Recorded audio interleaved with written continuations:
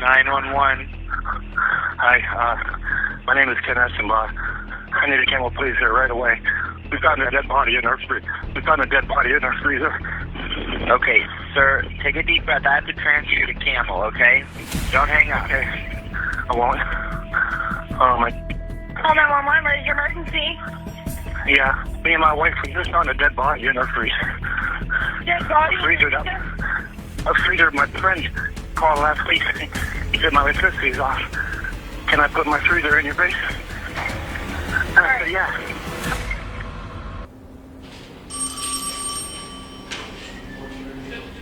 In June of 2017, the Youngstown Police Department gets a call of a missing adult.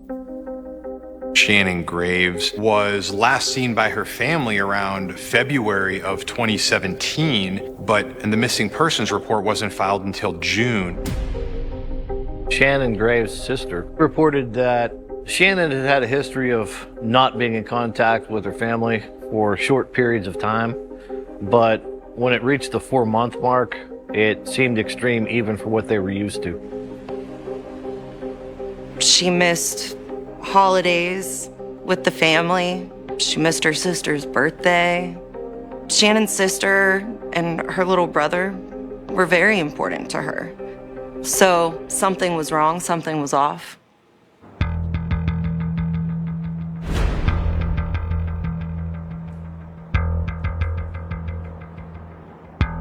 When the officers responded, they got no response at the door of the apartment. They were not able to make contact with anyone inside.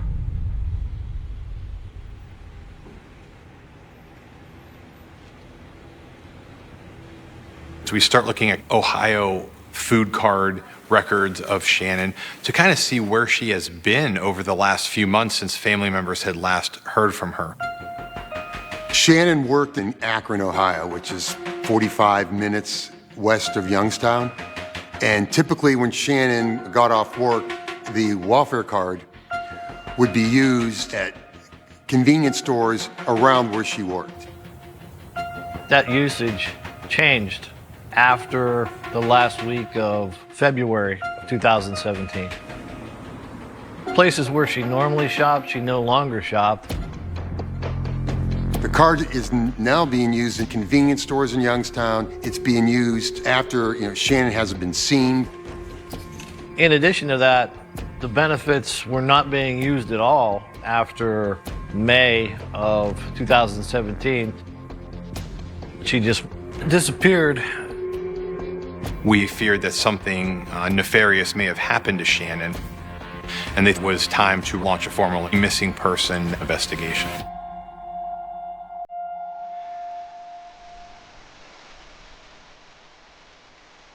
Shannon grew up in Youngstown. She had a very difficult childhood. Her parents, even though they loved her, were pretty involved in their own drama and lives. For a period of time, she was in a group home. She has an older sister, Debbie, and she has a little brother, AJ. And AJ was her world. Everything that she did, it was to protect AJ. She didn't always get along with her mom. There was a lot of rebellion, I guess. However, as she got older, she went to cosmetology school, and Shannon graduated. She was a hard worker, and she was fierce. Shannon was one of those friends that became family. I was praying to God that she was somewhere safe.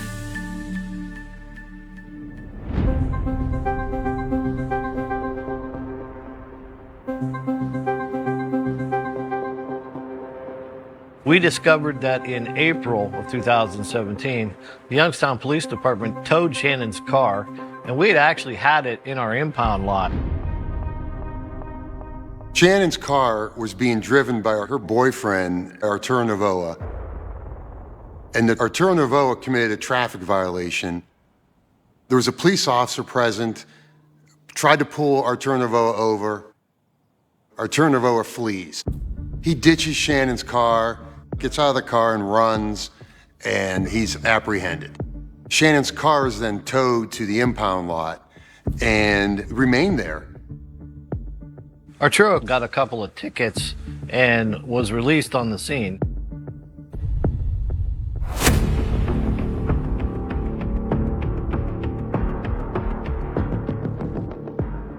We found a series of cardboard box tops, and we were able to determine that they had contained bottles of drain cleaner, which was mainly sulfuric acid. That kind of elevates our suspicions that something else is going on here besides just a missing persons case.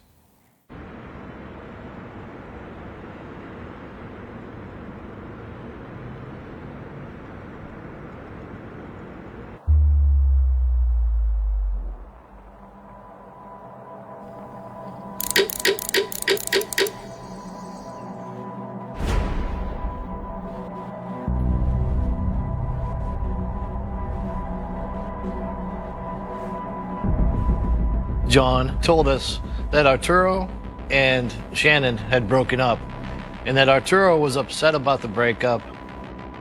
Shannon and Arturo were toxic with each other, and I know that he's put his hands on her. She was tired of it. She wanted to get away. She wanted to move on and have a better life. John reported that a few known individuals had observed Arturo Novoa burning some of Shannon's items in a fire pit on the south side of Youngstown. And in fact, another party helped him burn these items in the person of Andrew Herman.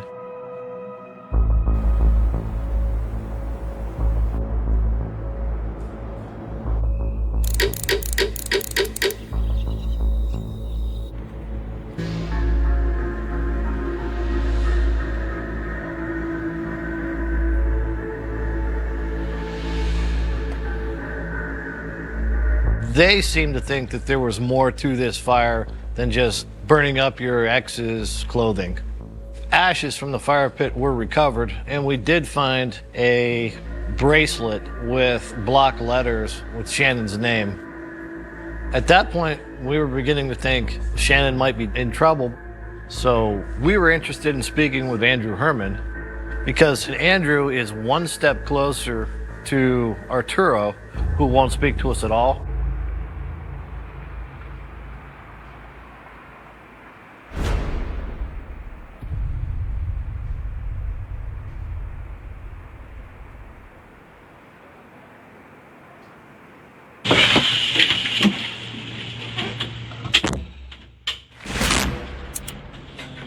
Andrew, I'm Detective Lambert. This is Lieutenant Mabongo. I know you have some information about this. Yes, We're looking for this girl, Shannon Graves. Yes, sir. That's been a big thing. I've seen it everywhere now. It's everywhere. We can't find her. Trying to figure out what's going on. Is there anything you can do with her? Basically, I know from Mr. Arturo. He was living with me at one of my past residences, and Shannon Graves also moved in. And late winter, early spring, somewhere around there, I asked him how everything was going, and he pretty much he told me that she left him, and basically he wanted me to help him get rid of the last of her crap that she left there. I figured he was being spiteful, and I kind of helped him burn it. How did that go down? It was just garbage bag, felt like papers and stuff. It really wasn't heavy. It had like a pair of clothes or something in it. We pretty much just grabbed some sticks, went to my buddy's house, started a fire, because he let us use his fire pit. Because I didn't even really ask questions about it when he asked me to just help me burn that crap. I've seen too many crime shows. This does not look good. I didn't see any bloodstains on him. I don't like feeling used. The more I think about it, the more it's freaking me out. The only reason I can see that he would ask you to do that is if he actually did something to her and you knew. Like I said, that's all that really went down. As time goes by, when she doesn't show up, or she doesn't alive, it's going to become a murder. and he's going to be a prime suspect. And the facts of the case would be you were helping him burn the shit. So if you have any other knowledge, this is a good time. From what everybody's telling me, everybody thinks it's foul play, and it's starting to worry me. Because if that was the case, and if it is foul play, then what the hell did he have me do?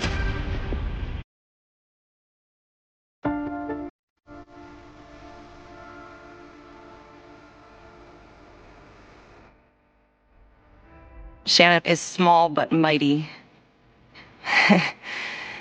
And she made sure that you knew it. When she was passionate about something, she would defend it to her fullest. I used to joke around and say, Shannon, you're a pit bull in a chihuahua's body. And then all of a sudden, Shannon just goes missing. And I knew something was wrong.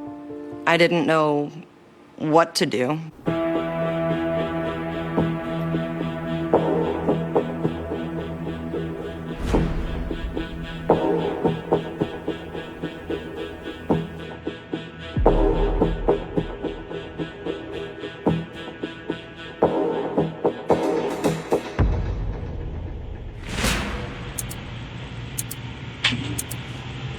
Do you have any personal knowledge that she's dead?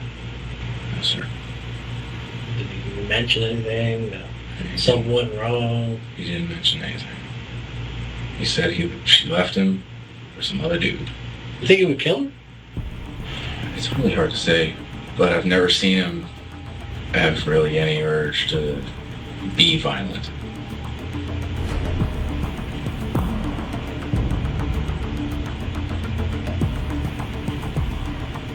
Andrew was cooperative. He's not really showing a lot of what I would call deception. At this point, there was nothing to indicate Andrew had anything more to do with this than his role in burning Shannon's things. Thanks for coming in. After speaking to Andrew, we gleaned no new information than we had before. So it became important for us to track down Arturo and speaking with him.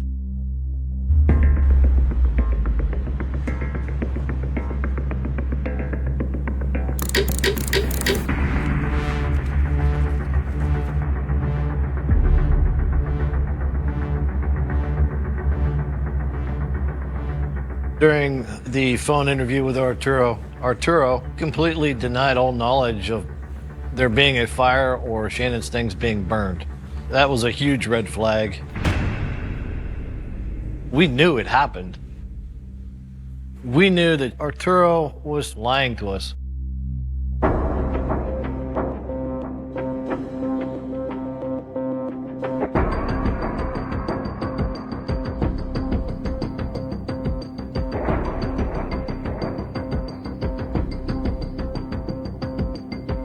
He came forth with some information in that Arturo also had another girlfriend.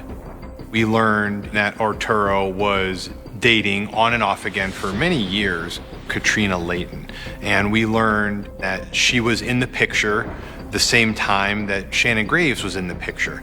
It was your stereotypical love triangle of individuals. So naturally, we have to look at her as a strong person of interest.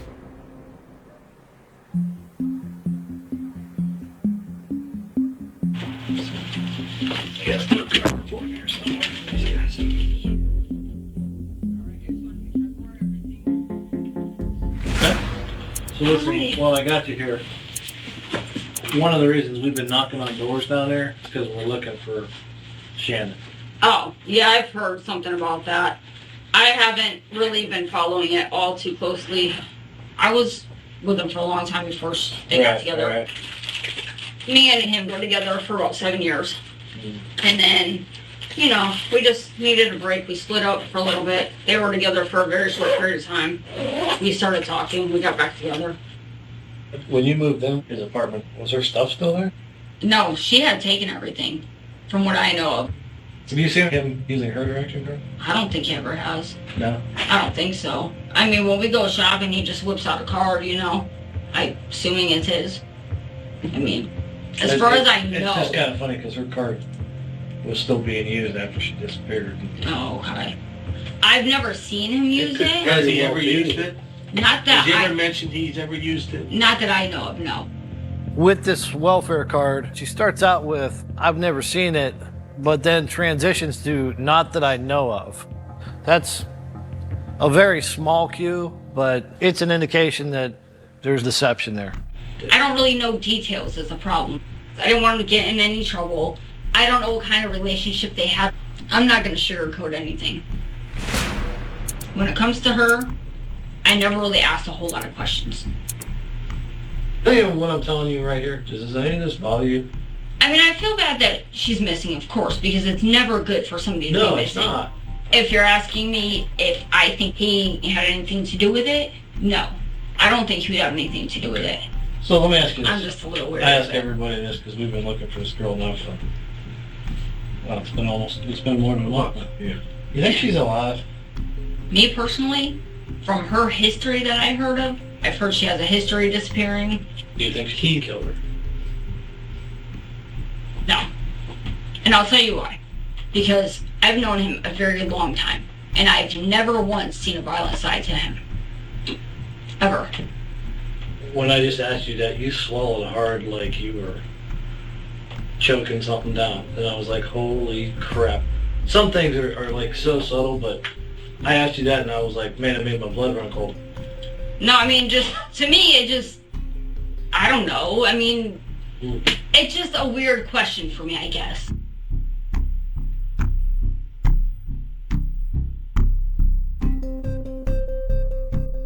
All the way to the end of that interview, there's a degree of weirdness that we're getting from her. At this point, I'm certain that something's going on, and she's involved.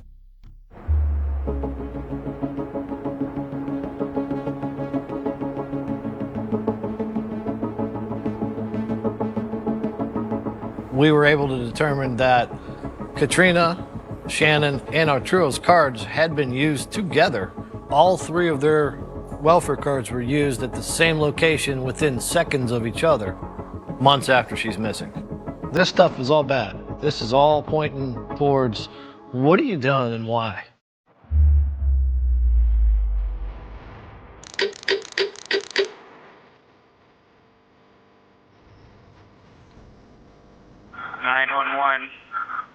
Hi, my name is Kenneth.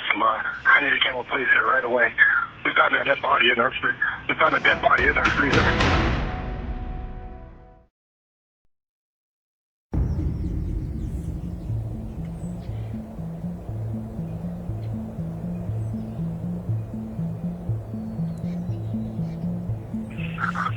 Me and my wife, we just found a dead body in our freezer.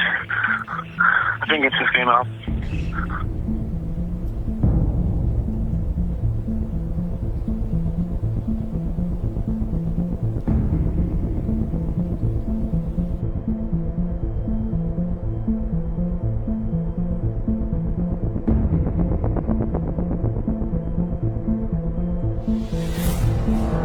We're led to the back of the house into the basement. And in the basement is a deep freezer. Inside that freezer were several black bags and a orange plastic bucket which contained human remains.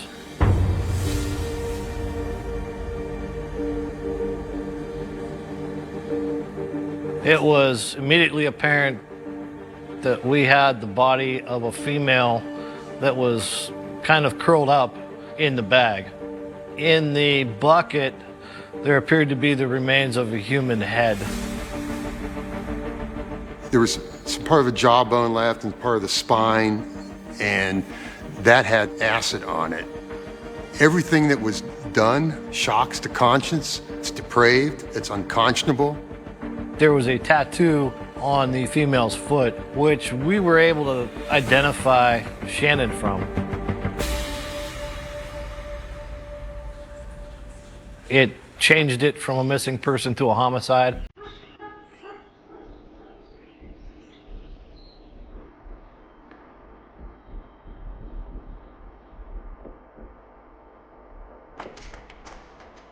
speaking with them, we learned that the Eschenbaus were friends with Arturo, Katrina, and Shannon.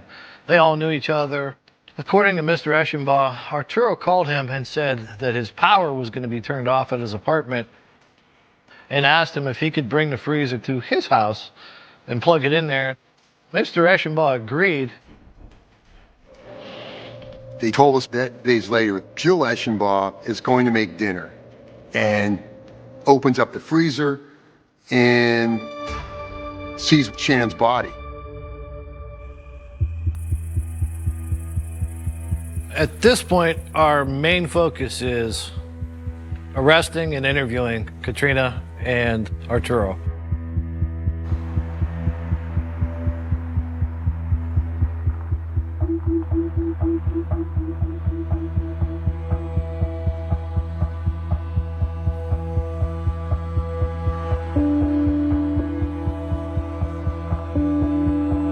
A warrant was issued for abuse of a corpse, but at that point, we had no proof that they actually committed the homicide or dismembered the body.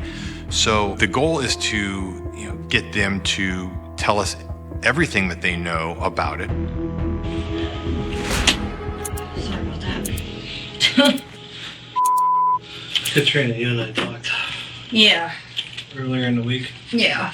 I decided to talk to Katrina first because it was Arturo who burned Shannon's things and actually moved the freezer to the house in Camel. So it was important for me to get as much as I could from Katrina so that I could use it when I talked to Arturo.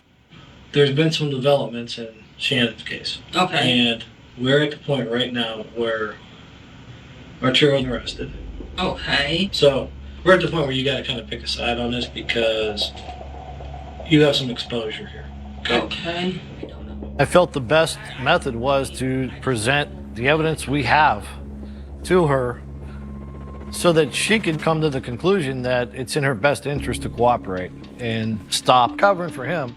We know she disappeared right around that last week of February, beginning of March. We also know that afterwards, her Ohio direction card was used in places where yours and his were at the same time. Well, no, but I've already told you guys that if he was using that card, that I didn't know about it. She's locking up, there's no answers to anything. So when we decided to just fire all guns, give it all to her at once, see what it does, because you got nothing to lose. I'm gonna ask you a question. Do you have a freezer at your house? No, I don't. You need to stop what you're doing. Can I? Any hope for you is going down the drain right now. If you're going to continue this kind of crap, you're going to leave yourself in a spot where nobody can help you. Nobody. I was about to tell you that we're gonna get a freezer until we got a fridge and stove.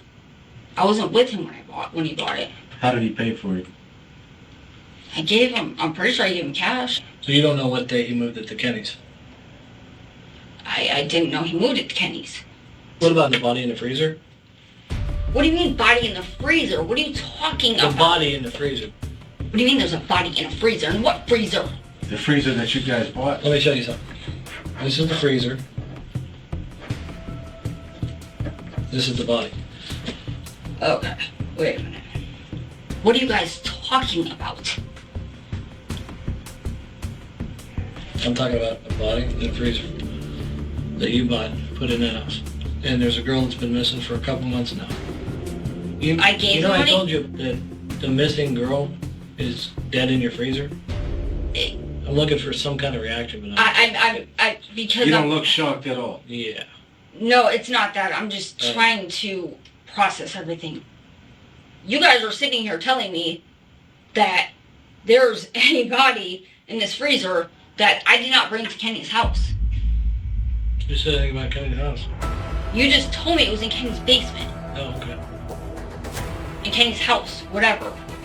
I mean, I'm We never assuming. said anything about a basement.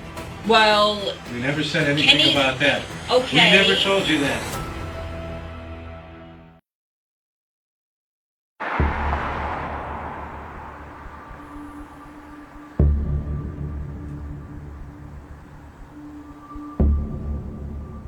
Okay, well, here's the thing. How did you know that? But I'm telling you that the last place I knew of this freezer being was at my new house that I No, the have a last freezer place you with. told us you knew it was in Kenny's basement. Because that's the only place to put a freezer in is a basement. She has an agenda. She has a plan to survive this interview, and she's running it. And it's going to take a lot for me to bump her off of that, but I'm going to keep doing it. Let me ask you something. Forget all this. Did you kill her? Hell no. Were you there when she was killed? No. What? Well, sure looks like you did. No, what do you mean it looks like I did? She's in your freezer, the one you paid for. So it kind of looks like you killed her. I'm sorry, but it wasn't me. I wasn't there. Okay, well, I'm telling you that I know nothing about. Maybe she just showed up and crawled into her new freezer.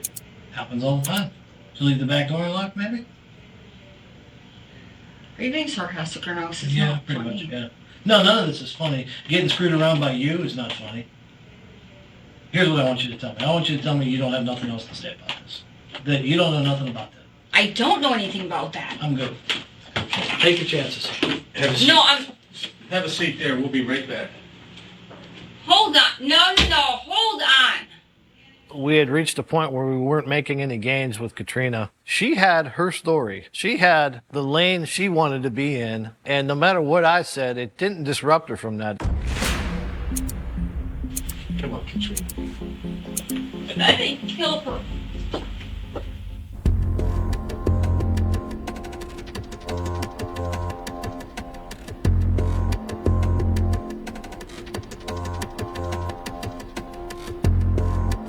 What's at stake is the difference between an abuse of a corpse case and the ability to take this into a murder case.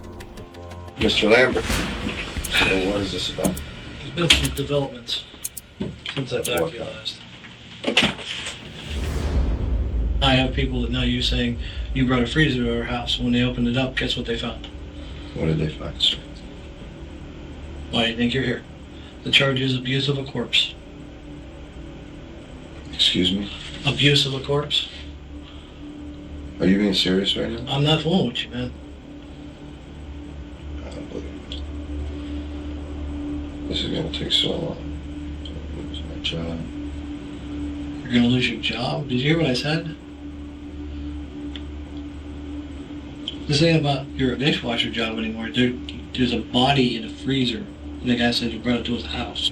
Your dishwasher job at Outback is okay? And that's a weird thing for you to say. Like, my job's done?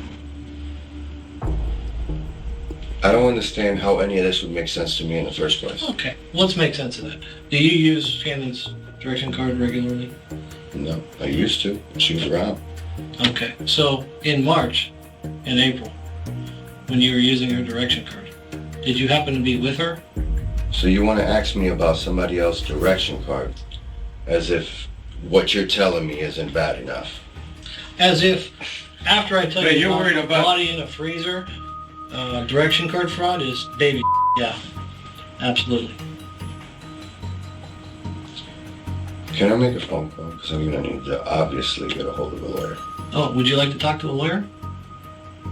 I would like to call my lawyer, yes. Okay, not a problem.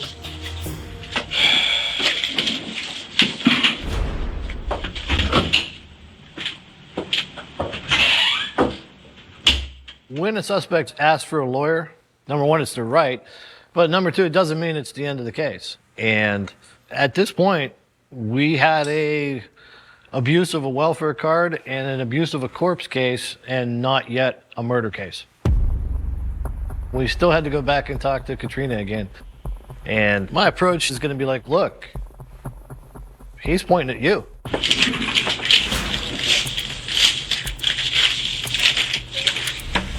Katrina.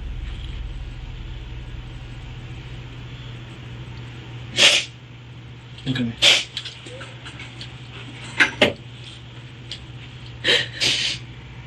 I didn't kill her. You say that you don't know nothing about no freezer. Why would you say that?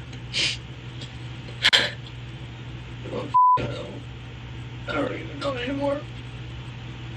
Katrina, he doesn't know nothing about no freezer, and you're making that up. And you realize all he's got to do is say that. All he's got to do is trade you for him. That's it. That's where he's at right now. You see where this is going? You understand we're at the end of this road? So what am I supposed to do? Just tell the truth. I don't care what you said before. Just tell the truth. Tell us what you know about everything. Stop doing this and just tell the truth.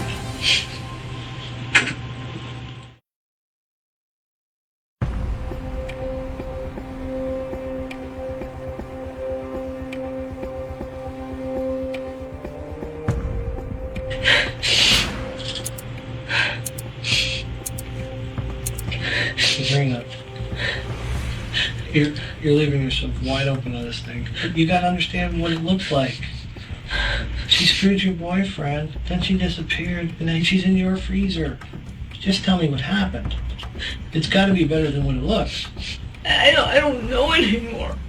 Katrina, did you kill her? No. Okay. And I didn't bring that freezer to Kenny's either. Katrina, did you take her apart? No. Did you put her in that freezer? No. I mean, I just know that the whole time we were at the apartment, she wasn't there. My brain hurts from all this. I didn't know that she was there. I didn't know that she was in that freezer. Okay. Stop everything else. Tell me what happened, please, so we can end this, because this has been way too long. Listen to me. I can't keep this up all night. So if you got something to say, you need to say it. It's just, I don't know, if something happened between them and they got to a fight and he dumped her body. I don't know. I don't know. I can't say that he killed her because he didn't admit to me that he killed her. Okay. We're at the point now where it's apparent nothing more is going to come out of there.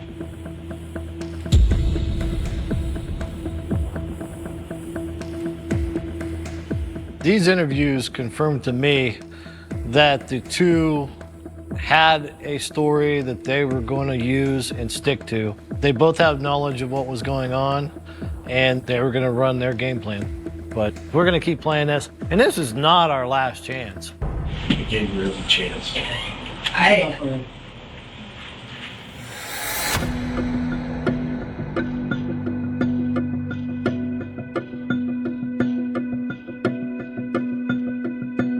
We cemented their abuse of a corpse case without really implicating them in the murder. We're going to pick up whatever scraps we can and try to put a case together.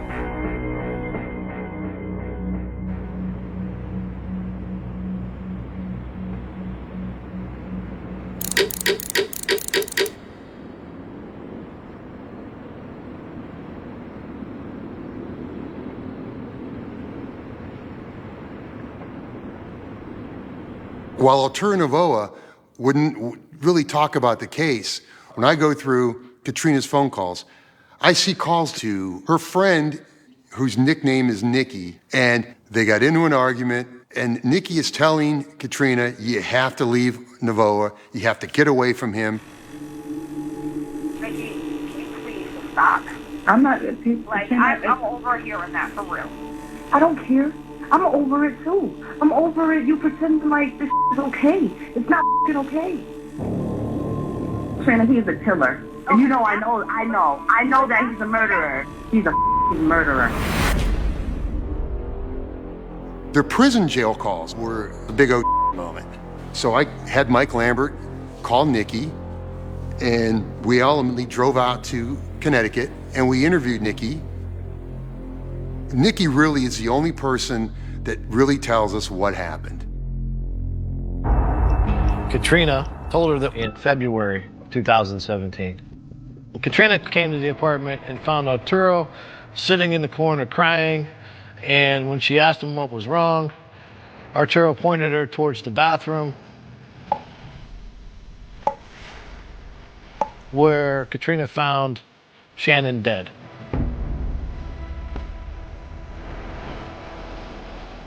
Katrina tells Nikki, we wrapped her in the shower curtain, we put her in the trunk of my car, and we put the body in the garage. Arturo Novoa calls Nikki and says to Nikki, yeah, it's true, I killed Shannon, it was an accident, I didn't mean to do it, please don't tell anyone. Well, Nikki tells us. That's the evidence that we have that Arturo Novoa was the killer of Shannon Graves. The dominoes just fell that we re-indict the case. We indicted Arturo Novoa and Katrina Layton for aggravated murder.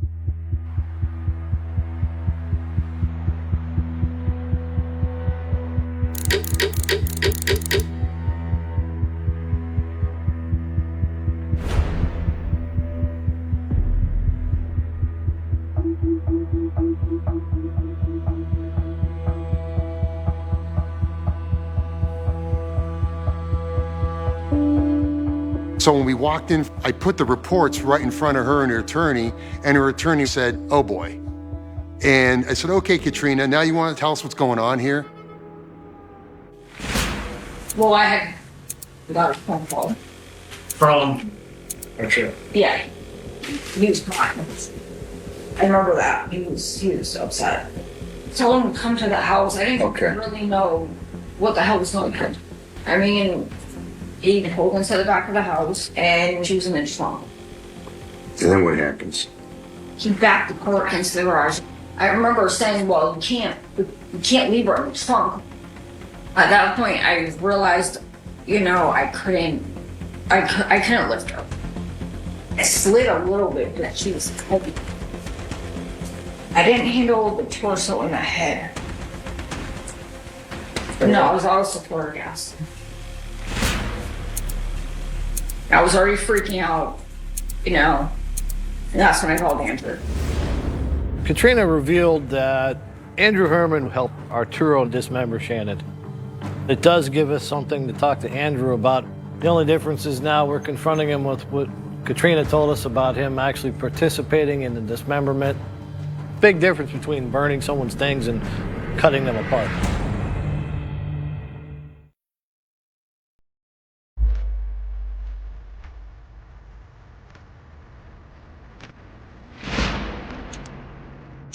So whose idea is to wear the acid? How's that come about?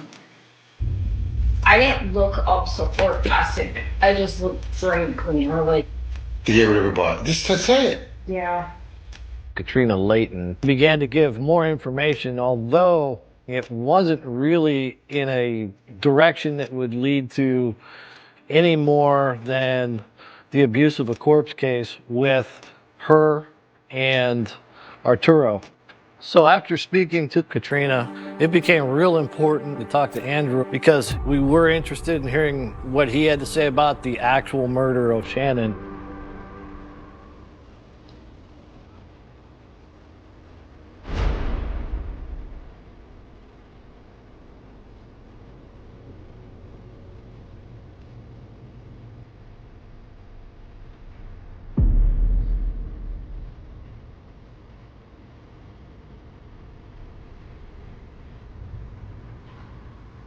We proffered him, we met him. I told his lawyer, I said, look, if Andrew wants to be cooperative, he needs to do it. Otherwise, he's in a world of hurt. It's really important that like I said, a lot of candor. So what happened? Arturo. He asked me to come meet him, said he needed help. What'd you do? When I get over there, he told me to pick up a pair of garbage bags and open them up. I did. I was bottled. Who was inside? Shannon. I started freaking out on him. Saw him in the face, fall down. I asked him what the happened. Mm-hmm. Did he tell you how she done it? No, but it was pretty obvious. What'd you see? Her head was caved in. Just bashed in. Okay. So what happened after that? He told me he needs my help to make her smaller. We'll dismember her. Okay, how'd you dismember her? In the video, shitty. How'd you contain the blood? Lay it out. garbage bags. Where did garbage bags come from? And what did you do after that? We had to put it in the bin. And then what happened? He said our goodbyes. I said I can't help you any further because I can't. To your knowledge, what happened to Shannon and Mays after that? After that day, I have no knowledge. Did you ever ask about acid? Yeah, he asked what kind of acid would work for that kind of thing. Mm-hmm. I told him, watch Breaking Bad. In the end, I think that we got as close to the truth in this matter as we possibly could.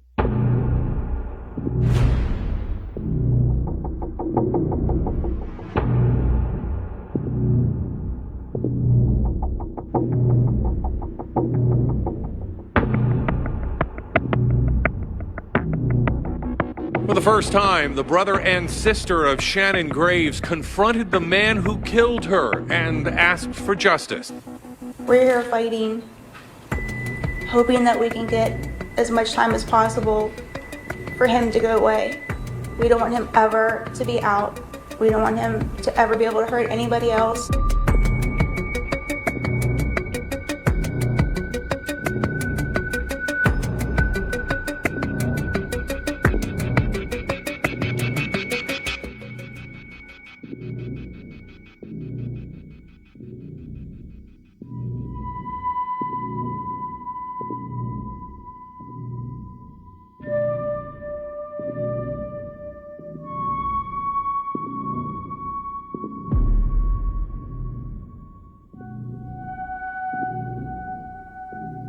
I really do believe that justice was served.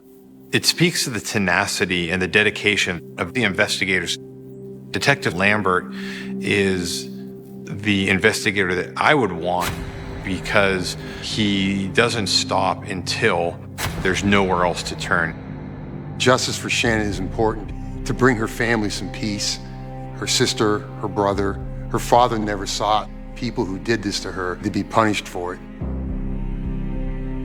It's life-altering, losing someone like Shannon. So there's definitely a gaping hole in everybody's heart without Shannon. She was special. She was one of a kind.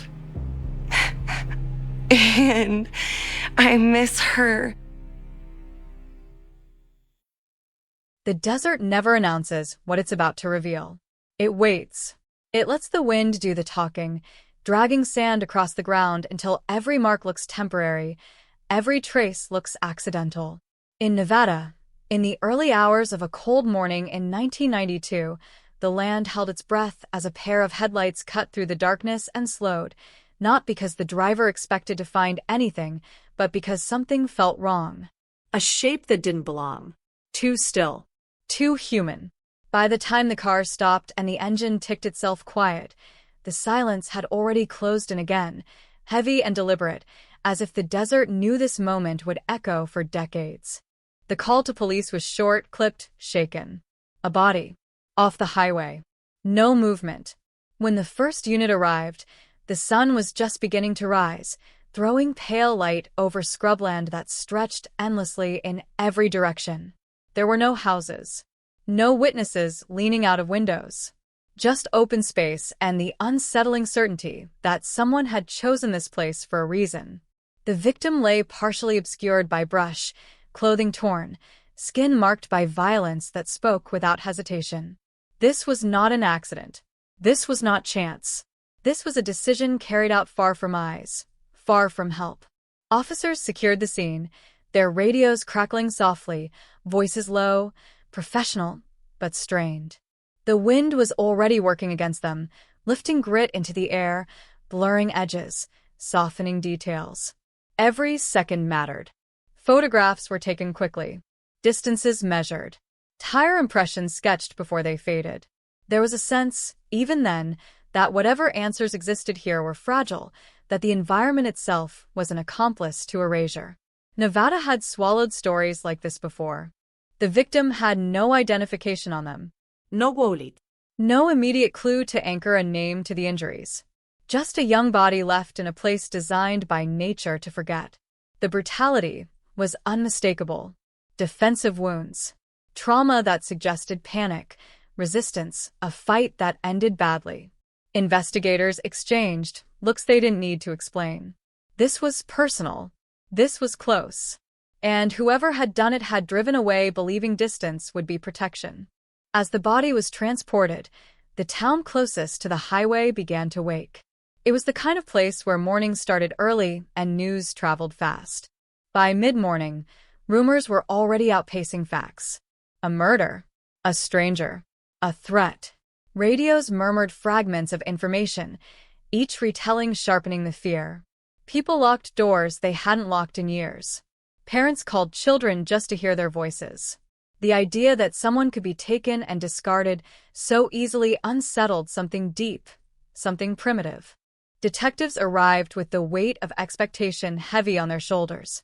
This was no longer just a scene in the desert. It was a community on edge.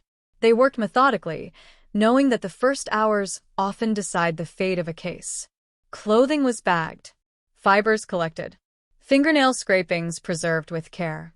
In 1992, DNA was still a developing promise, not the instant answer it would later become, but experienced investigators understood its potential. They treated every fragment as if the future might demand it. The victim's identity came later that day. A name spoken carefully, as if saying it too loudly might do more harm. The family was notified in a small room that would never feel safe again, never feel ordinary. Grief arrived without warning, followed closely by disbelief, then anger. Questions piled up immediately, sharp and unanswerable. Why this road? Why this night? Who had been there when no one else was watching? The photograph that soon appeared on the news showed a face full of life, a smile frozen in a time that now felt unreachable. Investigators canvassed relentlessly. Gas stations along the highway, diners with flickering neon signs, motels where travelers passed through without leaving names behind. Statements poured in, inconsistent, incomplete. Someone thought they saw the victim arguing with another person. Someone else remembered a quiet conversation. Nothing unusual. A truck driver recalled headlights pulled over late at night, but the details slipped away when pressed. Nevada's vastness worked against certainty. People moved constantly, crossing state lines without a second thought, carrying stories with them that might never be told again. Suspects emerged quickly and fell apart just as fast. A known offender with a violent past denied any involvement and had an alibi that barely held, but held enough. Another individual matched a vague description but was cleared after days of questioning. Each time, hope rose sharply, then collapsed, leaving behind exhaustion that settled into the bones. Detectives replayed interviews late into the night, listening for hesitation, for slips, for anything that might have been missed. The case refused to give itself up easily. Weeks passed, then months. The language changed.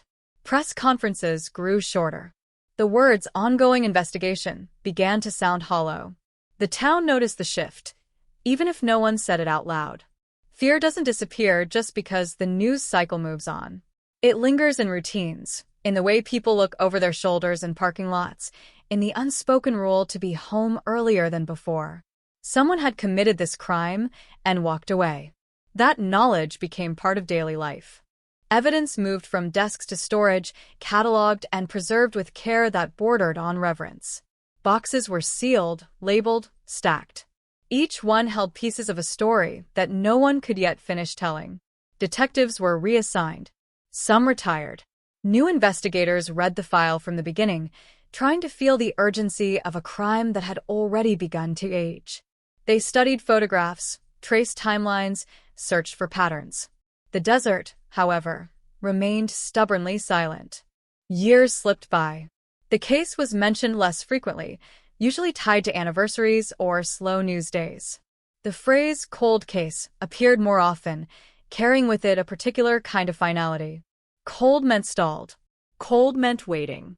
Cold meant that answers, if they existed, were buried deep under time and dust. For the family, cold did not mean numb. It meant constant. Every unanswered question pressed just as hard as it had on day one. Elsewhere, technology was changing the rules quietly. DNA analysis improved. Databases grew. Cases once considered impossible began to crack open across the country. Arrests were made decades after crimes had been committed, stunning communities that believed the past was safely out of reach. Investigators watched these developments with cautious optimism. They began revisiting old files, wondering which ones might still have a pulse. The Nevada case from 1992 sat among them, preserved, intact, waiting. When the decision was made to re-examine the evidence, it wasn't dramatic. No announcement. No headline.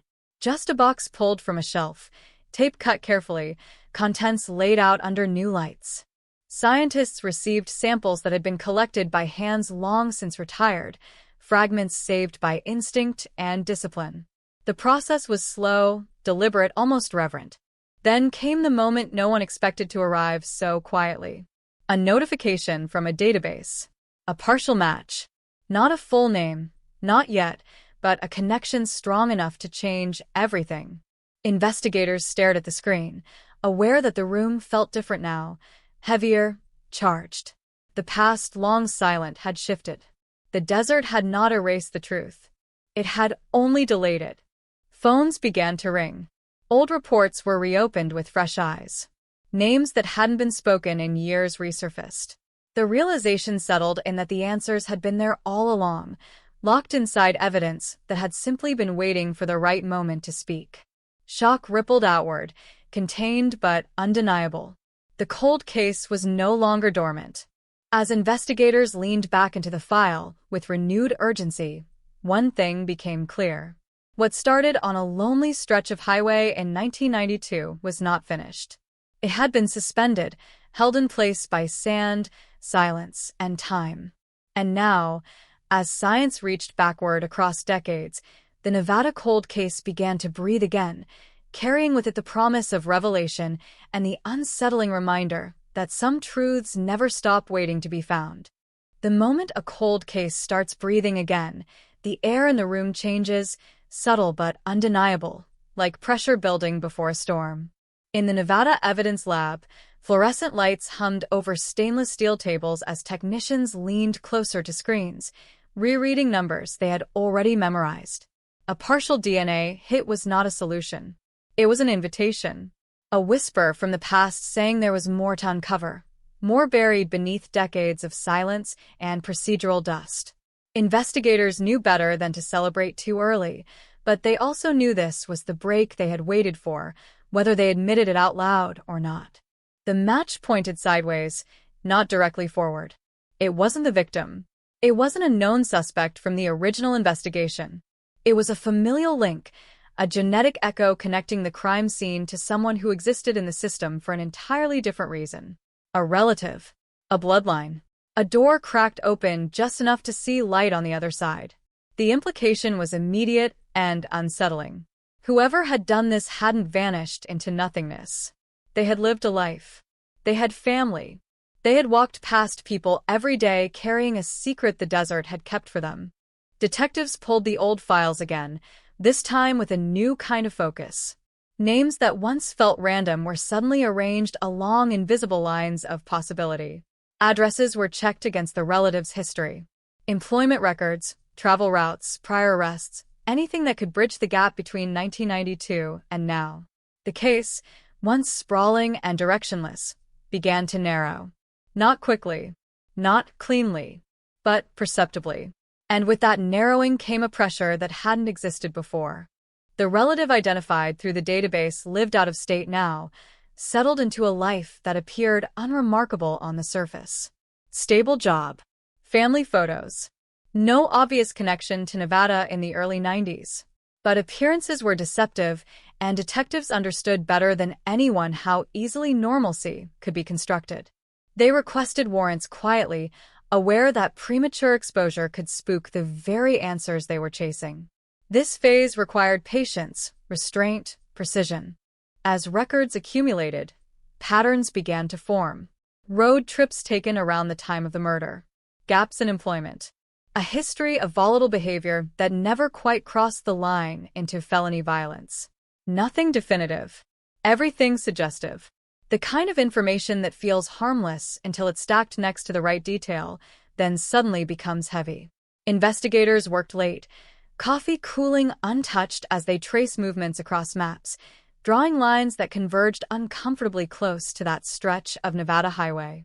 Meanwhile, the family of the victim was contacted for the first time in years, not with answers, but with possibility. The call was careful, measured, delivered by someone trained to balance hope and caution. There had been a development, new technology, a renewed effort. The reaction on the other end of the line was not relief. It was shock. For so long, the case had existed in a suspended state, painful but familiar. To feel it move again was disorienting, almost frightening. Hope, when it returns unexpectedly, can feel like a threat. Word spread quietly through law enforcement circles. A 1992 Nevada cold case showing signs of life. No press release. No leaks. Just a low murmur of interest, the kind that draws attention without noise.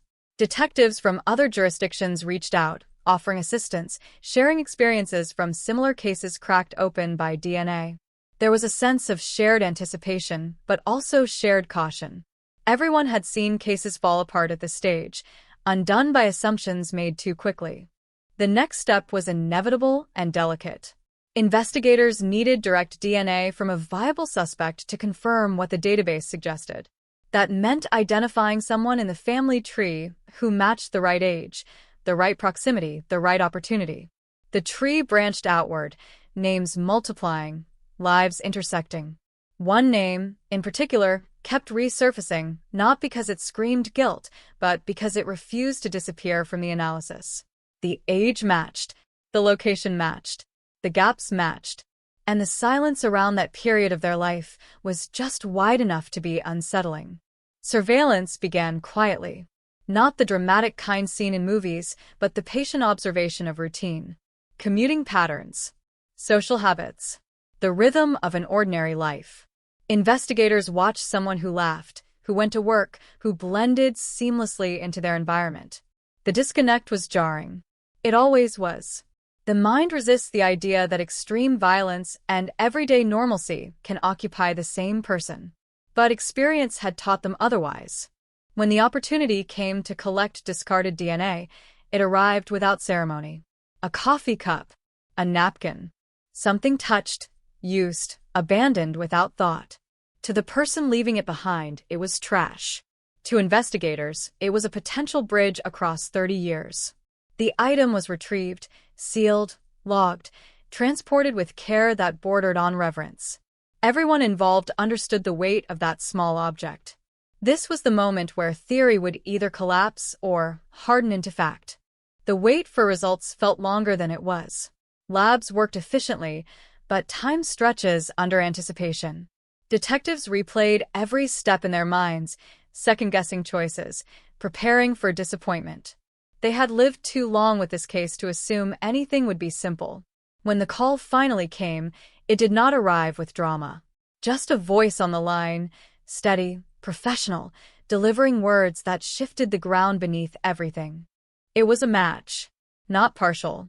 Not suggestive. Conclusive. The DNA from the crime scene belonged to the person they had been watching, living a life untouched by suspicion for decades. The room went quiet in a way that had nothing to do with protocol. This was the sound of realization, of history snapping into focus. The desert had named its secret at last. Shock hit first, then a cold clarity. Investigators moved quickly, aware that momentum mattered now more than ever. Warrants were prepared. Timelines solidified. The past 30 years were re-examined through this new lens, every choice, every move, suddenly illuminated. What once looked like coincidence now looked like strategy. What once felt random now felt deliberate. The arrest, when it came, was subdued. No chase. No resistance. Just handcuffs clicking closed on wrists that had never expected them. The suspect's expression revealed little, a practiced neutrality that suggested a lifetime of compartmentalization. Neighbors watched from behind curtains, confusion rippling across their faces. This was not how they imagined justice arriving. It rarely is.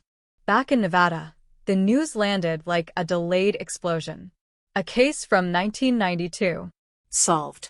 DNA. Arrest. Headlines struggled to contain the weight of it. The words "cold case cracked" appeared everywhere, but they felt insufficient. This wasn't just a case solved. It was time folding in on itself, the past reaching forward to claim the present. For the family, the confirmation brought a complicated wave of emotion. Relief tangled with grief. Validation collided with renewed pain. Knowing who did it did not bring back what was lost, but it ended the endless question mark that had defined their lives. The desert no longer held their answers.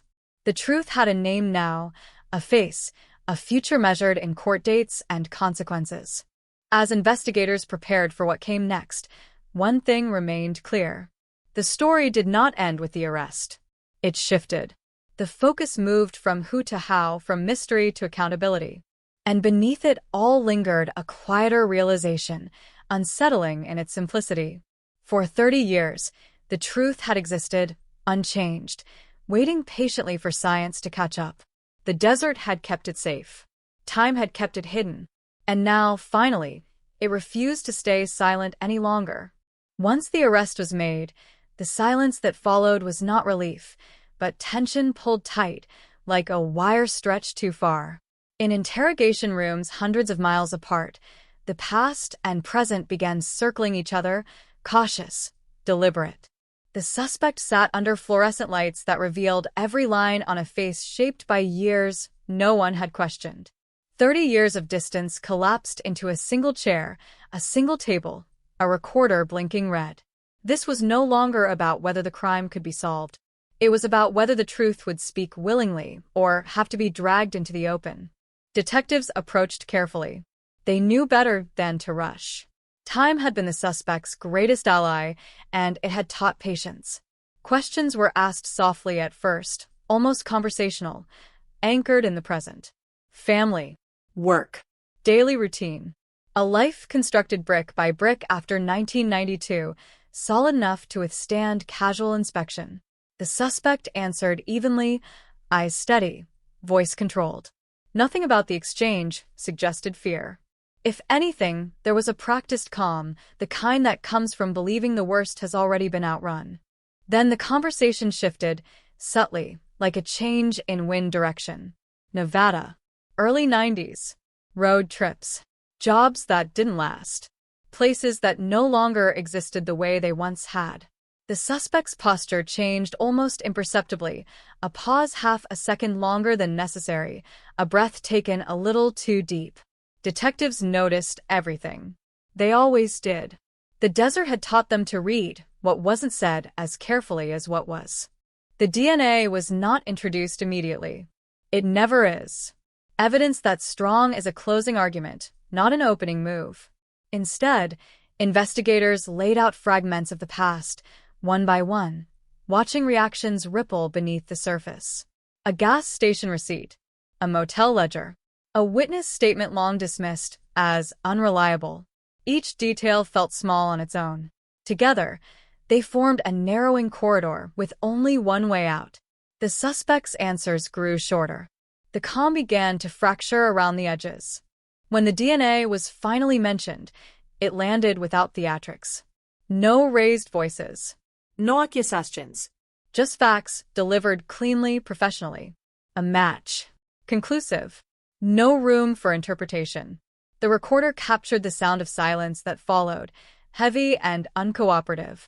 In that moment, decades of denial had nowhere to hide. The suspect stared at the table, at hands that suddenly felt unfamiliar, as if they belonged to someone else. Denial came next, predictable and fragile. Claims of contamination, of mistakes, of conspiracies built on faulty science. Detectives let it unfold, knowing it would exhaust itself. The truth has a way of wearing down resistance when it's backed by something as impersonal as DNA. This wasn't memory versus memory. This was biology versus narrative. And biology does not forget. Across state lines, prosecutors began assembling a case that bridged generations. They revisited evidence with renewed clarity, understanding now how each piece fit. The crime scene photographs, once just images of loss, became maps of intent. The injuries told a story of escalation, of control slipping into violence. The location spoke of familiarity with the land, of someone confident enough to believe the desert would erase them. What once felt random now read as calculated. Experts were consulted. Forensic analysts explained how the DNA had survived heat, wind, and time. How preservation protocols from 1992, once considered excessive, had made this moment possible. The case became a testament to discipline as much as technology. Someone, decades earlier, had believed the future mattered enough to save what they couldn't yet understand. That belief now carried the weight of justice.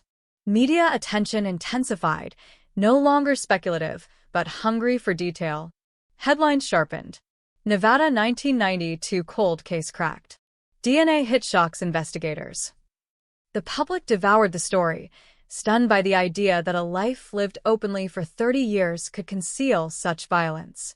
Neighbors gave interviews, expressing disbelief, replaying interactions in their minds, searching for signs they never knew to look for. This was how shock spread, quietly and indiscriminately. For the family of the victim, the interrogation updates arrived filtered through legal language and careful phrasing. They were told not everything, but enough. The DNA was real. The case was strong. The person responsible was in custody. Reactions came in waves, unpredictable and overwhelming. There was anger at the years stolen by silence. There was relief that the waiting had not been in vain. There was grief resurfacing with renewed sharpness, now anchored to a face and a name. As court proceedings loomed, defense strategies began to take shape. Motions were filed. Timelines challenged. Memories questioned. The passage of time, once the suspect's shield, was now a tool wielded by attorneys arguing degradation, unreliability, doubt. Prosecutors countered with precision, emphasizing science, documentation, consistency.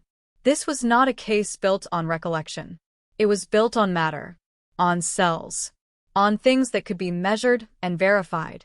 Investigators revisited the desert, not physically, but through records and recollection. They traced the suspect's movements leading up to the crime, identifying patterns that had been invisible before. Stops along the highway.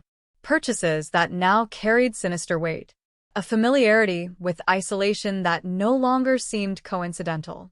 The desert, once silent, now spoke through data, revealing how easily it had been used as a hiding place. The suspect, meanwhile, adjusted to a new reality with visible difficulty. Jail has a way of stripping away illusions quickly. Interviews with attorneys replaced casual conversations. The future narrowed to court dates and legal strategy. In moments of isolation, the weight of the past pressed closer. The crime, once compartmentalized and buried, now existed everywhere, in every headline, every whispered conversation. There was no distance left to retreat into. As the case moved forward, it became clear that this was not just about one murder. It was about time itself. About the arrogance of believing some acts are too old to matter. About the danger of assuming silence equals safety. Law enforcement agencies across the country watched closely, seeing in this case both vindication and warning. Evidence saved today might be the key to justice decades from now. Or it might be the only voice a victim ever has. The town near the Nevada highway felt the shift too, even after all these years. The crime had faded into local lore, something spoken of quietly, cautiously. Now it returned with force, demanding acknowledgement. People revisited memories they had sealed away. The highway looked the same, the desert unchanged, but the knowledge altered perception. That place was no longer just empty land. It was a crime scene reclaimed by truth. As pretrial hearings approached, the narrative sharpened. Prosecutors prepared to tell a story uninterrupted by time, anchored in evidence that refused to age. Defense teams prepared to introduce doubt wherever possible. And hovering over it all was the quiet certainty that whatever happened next, the case would never return to silence. The cold case had crossed a threshold. In the end, the The most unsettling realization settled slowly, like dust after a long drive. For 30 years, the suspect had lived unchallenged not because the truth was weak, but because it was patient. It waited in boxes, in storage rooms, in preserved fragments no one yet knew how to read. And now that it had been heard, it demanded more than acknowledgement. It demanded consequence. The desert had done its part. It had kept the secret intact, neither revealing nor destroying it. The rest belonged to people now, to courts and juries and families carrying scars that never fully heal. As the case moved toward trial, one thing was undeniable. The mystery was gone, but the impact was just beginning, stretching forward with the same quiet persistence that had carried the truth through 3 decades of silence. The courtroom did not feel like a place where time moved forward. It felt like a chamber where decades collapsed inward, where the air itself carried the weight of everything that had been delayed. When proceedings began, there was no dramatic announcement, no cinematic flourish. Just the low murmur of voices, the scrape of chairs, the quiet awareness that a story abandoned in 1992 had finally reached a room that demanded answers. The suspect entered without spectacle, escorted, expression unreadable, eyes fixed ahead as if refusing to acknowledge the gravity gathering around them. Prosecutors began the way they had to, carefully, methodically, aware that this case was not just about what happened, but about how it survived the passage of time. They spoke of the desert, of distance, of choices made in isolation. They laid out a timeline that did not rush, that respected the fact that memory fades but records do not. Each date was anchored by something tangible. A receipt. A log. A preserved sample. The narrative did not rely on recollection. It relied on persistence. The defense countered immediately with the language of doubt. 30 years is a long time, they argued. Evidence degrades. Context is lost. Witnesses forget. They painted a picture of uncertainty, of a system reaching backward with tools too modern to judge an era that had already passed. Their tone was measured, reasonable, appealing to a fear everyone understands, the idea that the past can be misread, that certainty can be manufactured after the fact. But the DNA did not bend to rhetoric. When experts took the stand, the courtroom shifted. Charts appeared. Processes were explained in clear, unembellished language. How samples were collected, how they were stored, how contamination was avoided, how probability became near certainty. The science did not accuse. It did not persuade. It simply existed, solid and unyielding. Jurors listened, some leaning forward, some taking notes, all aware that they were hearing something that did not care about belief. The victim's story was woven carefully into the proceedings, never sensationalized, never reduced to spectacle. Prosecutors spoke of a life interrupted, of routines that ended abruptly on a stretch of highway that promised nothing more than passage. Photographs were shown briefly, respectfully. Enough to humanize, not enough to exploit. The room grew heavier with each detail, the realization settling in that this was not an abstract crime. This was a person whose absence had shaped years of grief. When the desert itself became part of the testimony, it did so quietly. Investigators described the location, the isolation, the way sound travels differently in open space, the way darkness feels more complete without city lights. They explained why the site mattered, why it suggested familiarity rather than chance. This was not a place stumbled upon. It was a place chosen. That choice echoed louder than any shouted accusation. The defense attempted to dismantle the timeline piece by piece. They questioned the reliability of old records. They suggested alternative routes, alternative explanations, alternative suspects long since dismissed. Each suggestion was met with documentation, with consistency, with the slow tightening of a narrative that refused to unravel. This was not a case built on one dramatic moment. It was built on accumulation, on patience. As days passed, the courtroom developed its own rhythm. Testimony. Objections. Recesses heavy with whispered speculation. Outside, reporters gathered statements, searching faces for reactions, for cracks. Headlines grew more precise, less speculative. The story was no longer about whether the case would hold. It was about how it would land. For the family of the victim, sitting through the proceedings was a test of endurance.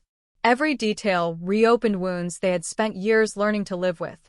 Yet there was also a strange steadiness in knowing that the truth was being spoken aloud, officially on record. The silence that had defined so much of their lives was finally being replaced by something structured, something accountable. The suspect remained largely still throughout, reacting only in subtle ways. A tightened jaw, a momentary glance away when certain evidence was presented. Observers searched for signs of remorse or defiance, but found little to hold on to. Whatever had been compartmentalized for decades remained locked behind a practiced exterior. The absence of visible emotion unsettled some, frustrated others. But the court was not there to interpret feelings. It was there to weigh facts. When closing arguments approached, the tension sharpened. Prosecutors summarized without embellishment, returning again and again to the same core point. Time had passed, but the truth had not changed. The evidence collected in 1992 spoke clearly now because it had been preserved, respected, and finally understood. This was not a reinterpretation. It was a revelation delayed by circumstance, not by doubt. The defense made one last appeal to uncertainty, to the possibility that justice delayed could become justice distorted. They spoke of reasonable doubt as a living concept, one that grows as memories fade. It was a compelling argument in theory, but it struggled against the physical reality of DNA, against the consistency of records that had survived untouched. When the jury was sent to deliberate, the room exhaled collectively. The weight began, not measured in years this time, but in hours that felt just as heavy. Outside, the desert sun beat down on pavement far from the original crime scene, indifferent as ever. Inside, a group of strangers carried the responsibility of deciding what 30 years of silence would finally mean. The verdict, when it came, arrived without ceremony. Words spoken plainly, deliberately. Guilty. The sound of it did not echo. It settled. For the family, it was not closure, not peace, but a boundary drawn at last around something that had been endless. For investigators, it was vindication tempered by the knowledge of how long it had taken. For the community, it was a reminder that the past does not disappear just because it stops being discussed. Sentencing followed, marked by statements that carried decades of weight. The victim's absence was articulated in terms that no legal outcome could fully address. The court acknowledged harm that could not be undone, years that could not be returned. The sentence was delivered, measured against the severity of the crime and the time that had elapsed. It was final in a way the case had never been before. As the courtroom emptied, there was no sense of triumph, just a quiet understanding that something old had finally been resolved, not erased but defined. The cold case of Nevada in 1992 was no longer an open wound. It was a scar, visible, permanent, but no longer bleeding. Outside, life resumed its usual pace. Cars passed. Conversations shifted. Headlines faded. But beneath the surface, something had changed. The idea that time protects wrongdoing had been challenged, weakened. Evidence preserved had proven its worth. Patience had been rewarded, though at a cost measured in decades. The desert remained unchanged, vast and indifferent, its role complete. It had kept the secret as long as it could, neither revealing nor destroying it. Now the responsibility had shifted entirely to people, to institutions, to memory. And as the case settled into history, it carried with it a lesson that lingered long after the courtroom doors closed. Silence is not the same as forgetting, and time, no matter how vast, does not belong to those who believe they have escaped it. After the verdict, the city did not erupt. There were no crowds, no shouting, no sense of release loud enough to drown out the past. What followed was quieter, heavier, the kind of aftermath that settles slowly into people's lives. Justice had spoken, but it did so in a language that demanded reflection rather than celebration. The Nevada cold case, once defined by questions, now existed as a fact, and facts have a way of changing how memory behaves. Inside the courthouse, Paperwork continued long after the cameras left. Forms were signed. Evidence was cataloged one final time, no longer as potential, but as history. Boxes that had traveled through decades of storage were marked closed, their purpose fulfilled. Detectives lingered longer than necessary, walking halls they would not need to return to for this case. Some of them had spent years carrying the weight of unanswered questions. Now, with the outcome sealed, there was a strange sense of displacement. When a pursuit ends, the absence of pursuit can feel unsettling.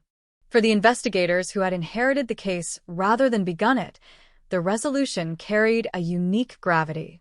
They had solved a crime they had not witnessed, brought accountability to a moment they had not lived through.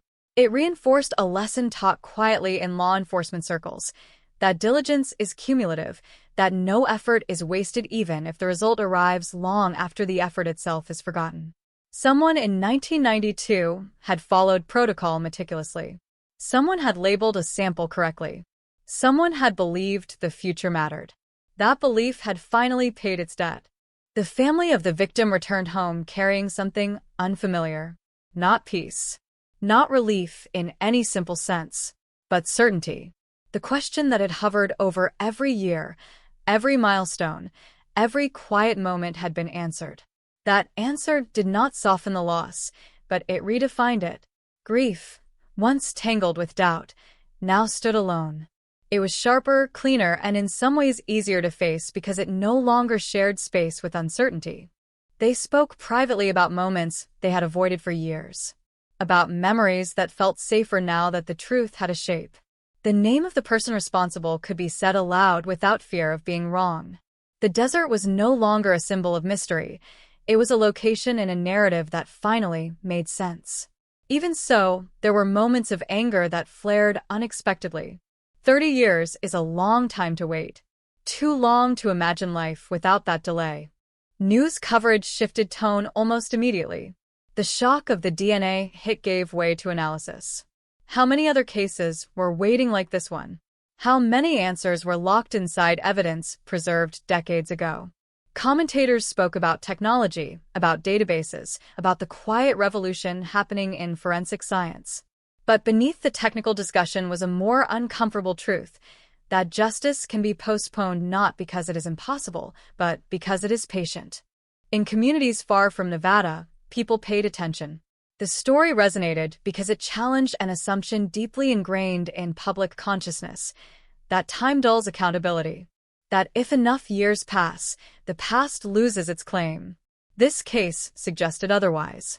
It suggested that time is not a shield, only a delay. And that delay, while devastating for victims, does not erase responsibility. Law enforcement agencies reviewed their own cold cases with renewed urgency. Shelves were revisited. Evidence logs re-examined.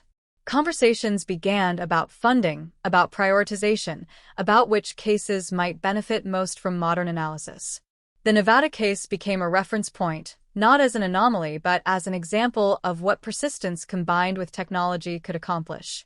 Quietly, without press releases, the past began moving again in places all over the country. The convicted individual adjusted to incarceration with the same restraint that had characterized their behavior throughout the trial.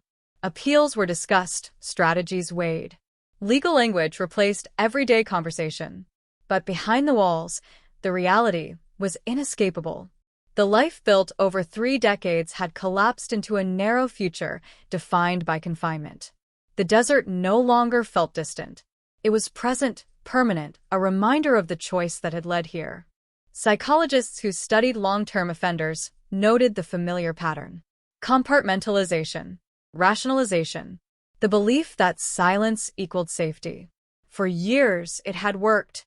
That success had reinforced the illusion of escape. The DNA match shattered that illusion completely, revealing how fragile it had always been. The waiting had not been empty. It had been conditional. In Nevada, the stretch of highway where it began remained unchanged.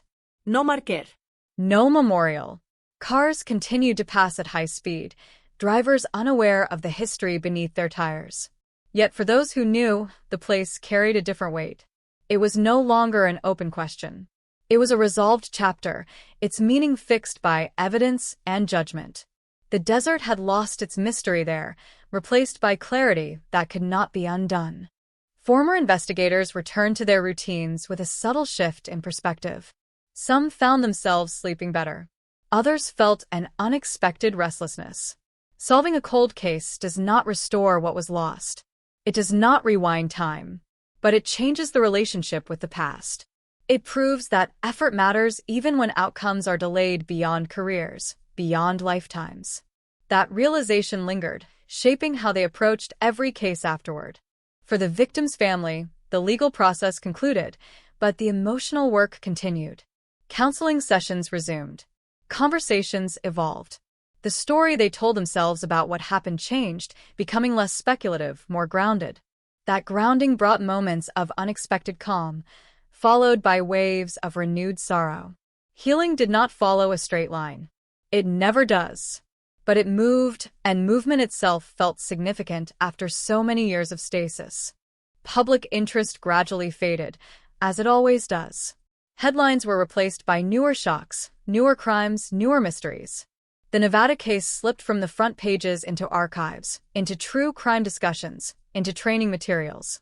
But its influence persisted quietly, embedded in policy changes, in budget decisions, in renewed respect for evidence preservation. Its legacy was not loud, but it was durable. The case also left behind an uncomfortable question that lingered without resolution. What about the years in between? The years when the truth existed but remained inaccessible. The birthdays missed. The investigation stalled. The nights spent wondering. No verdict could address that gap fully. No sentence could compensate for time taken by uncertainty. The justice system could only act when tools allowed it. That limitation, once theoretical, now felt painfully concrete. As seasons changed and years moved forward, the cold case transformed into a reference point rather than a wound. It was cited in discussions about patience, about humility, about the dangers of assuming finality. It reminded professionals and the public alike that silence does not equal absence, and that the past is often closer than it appears. In the end, the story did not conclude with triumph or despair. It settled into something quieter and more complex. A recognition that accountability can arrive late, but it can arrive.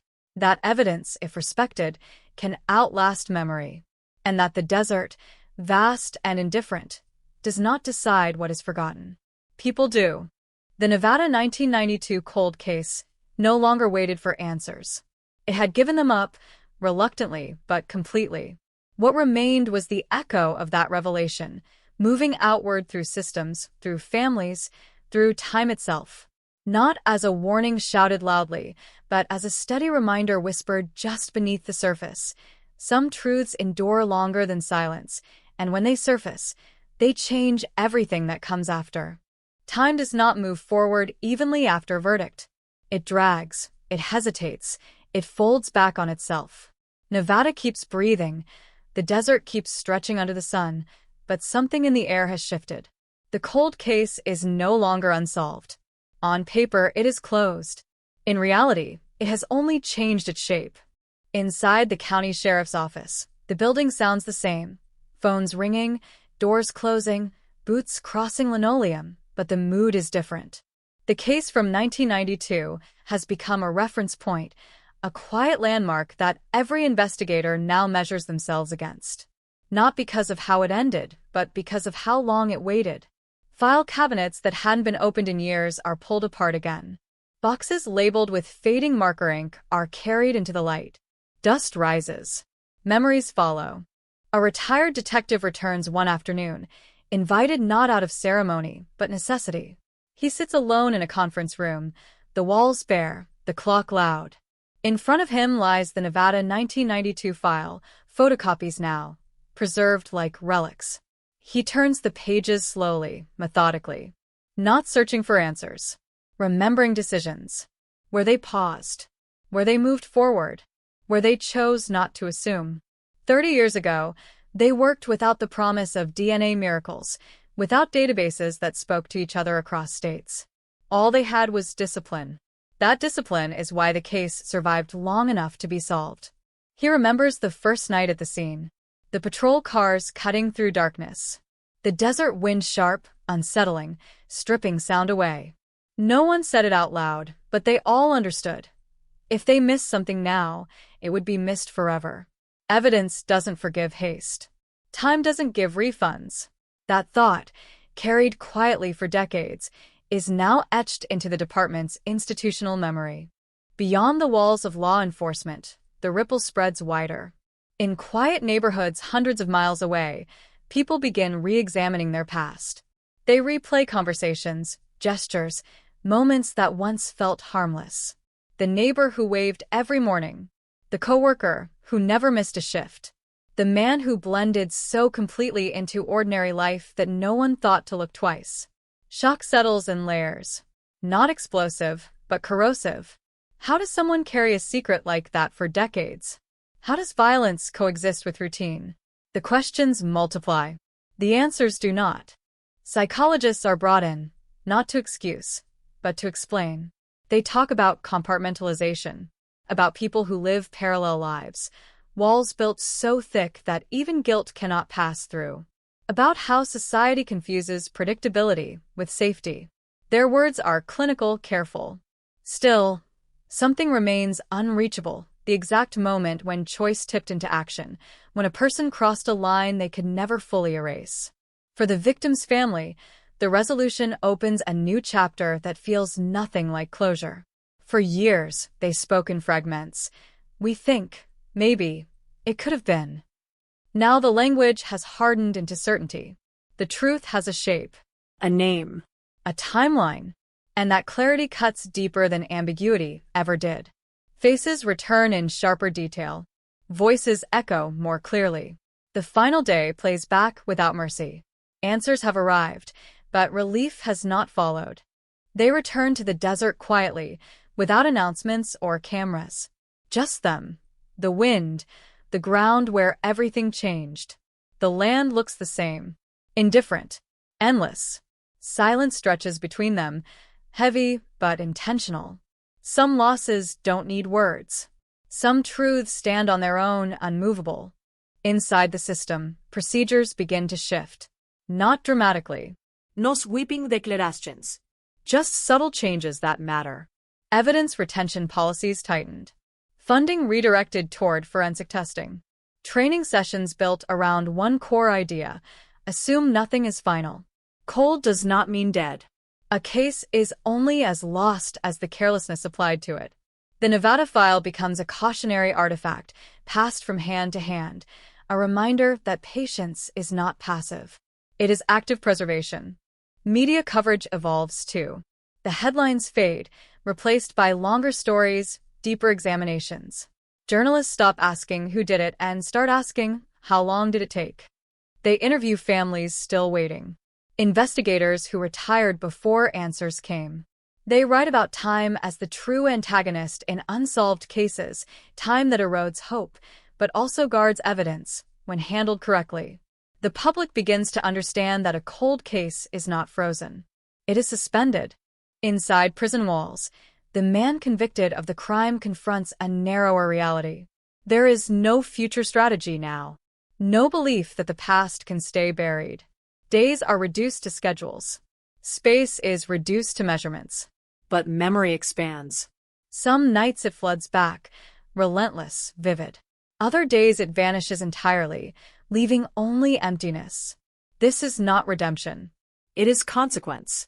The weight of discovery arrives late, but it arrives fully formed.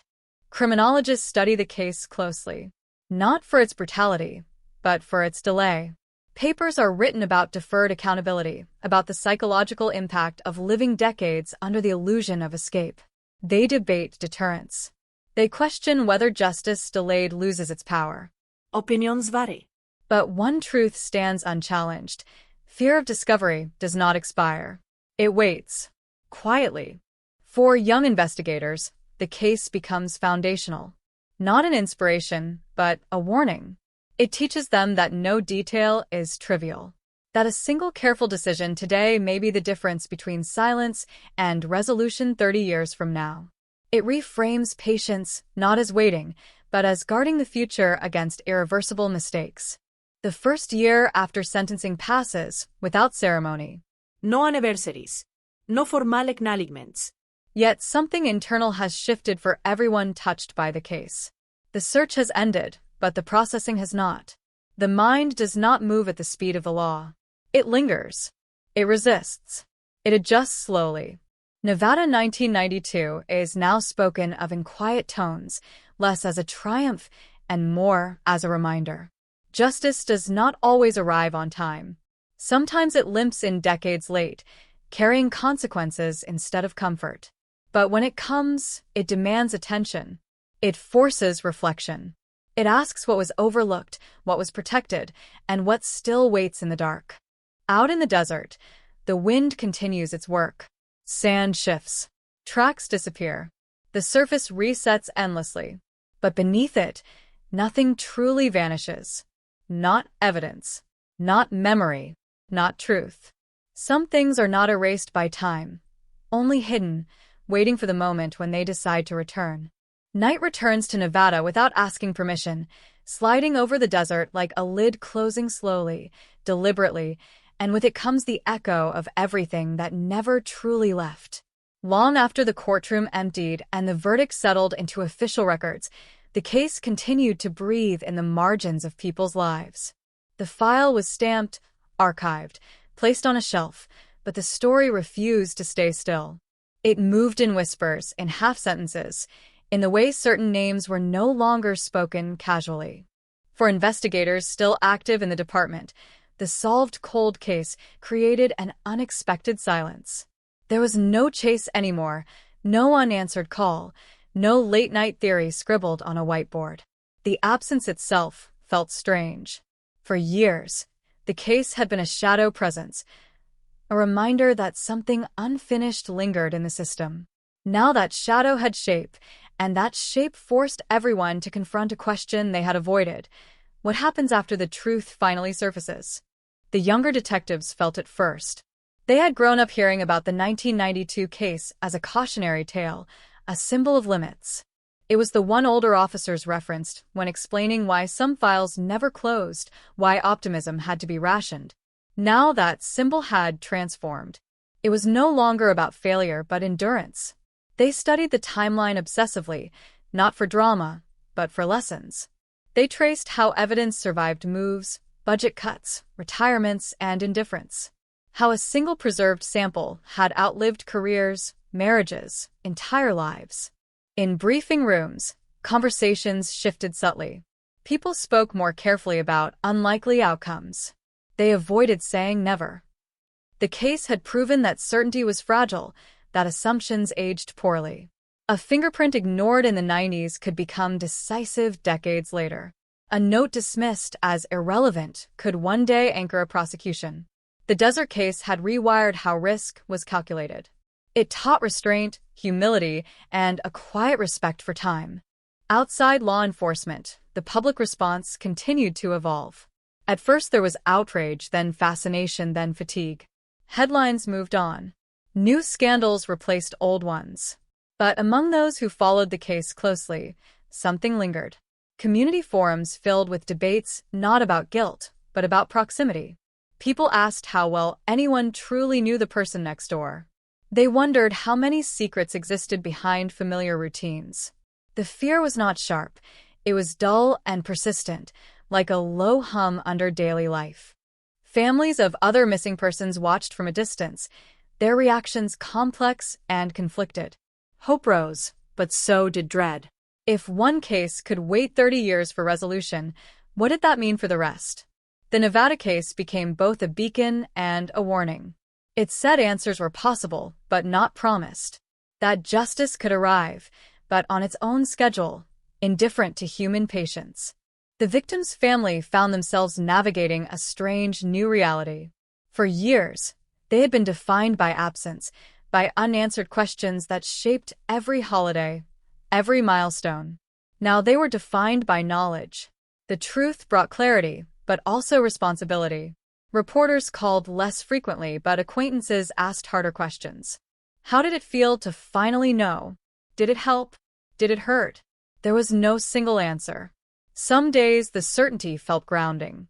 Other days it reopened wounds with surgical precision. They learned that closure was not an event but a process, uneven and unpredictable. Some mornings began with calm acceptance. Others collapsed under the weight of memory.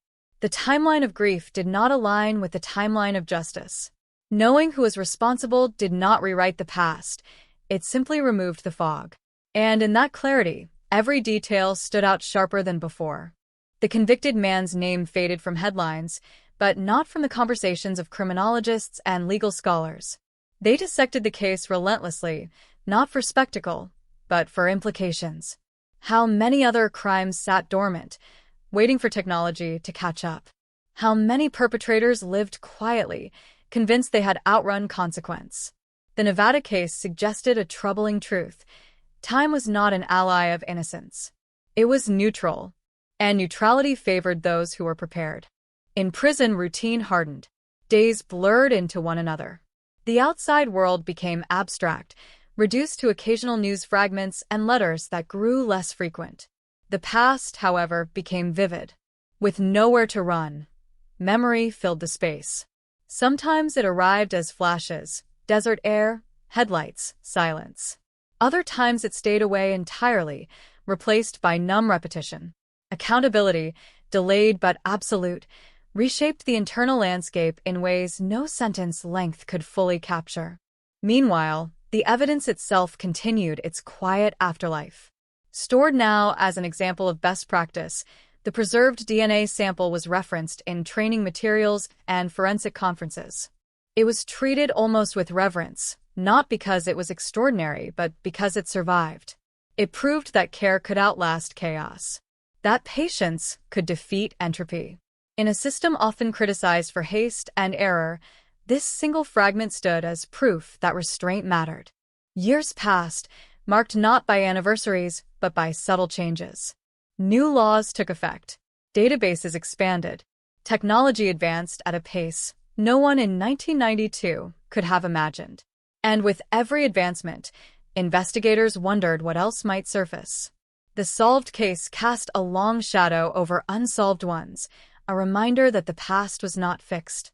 It could be interrupted, rewritten, reopened. Late one evening, a detective reviewing an unrelated file paused, hand resting on a yellowed photograph.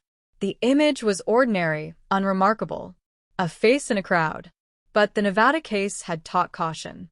He flagged it for review, not because he was certain, but because certainty had become suspect. Somewhere in the system, the lesson continued to ripple outward. Out in the desert, the landscape remained unchanged. The same vastness, the same indifference. But for those who knew the story, the land carried weight. It was no longer just empty space. It was a witness that had waited silently while humans forgot, retired, moved on. It had kept its secrets until science found a way to ask the right question. The Nevada 1992 cold case no longer belonged solely to the past. It lived in the present, shaping decisions, haunting assumptions, and reminding everyone involved that time does not erase truth. It only tests whether anyone is still listening.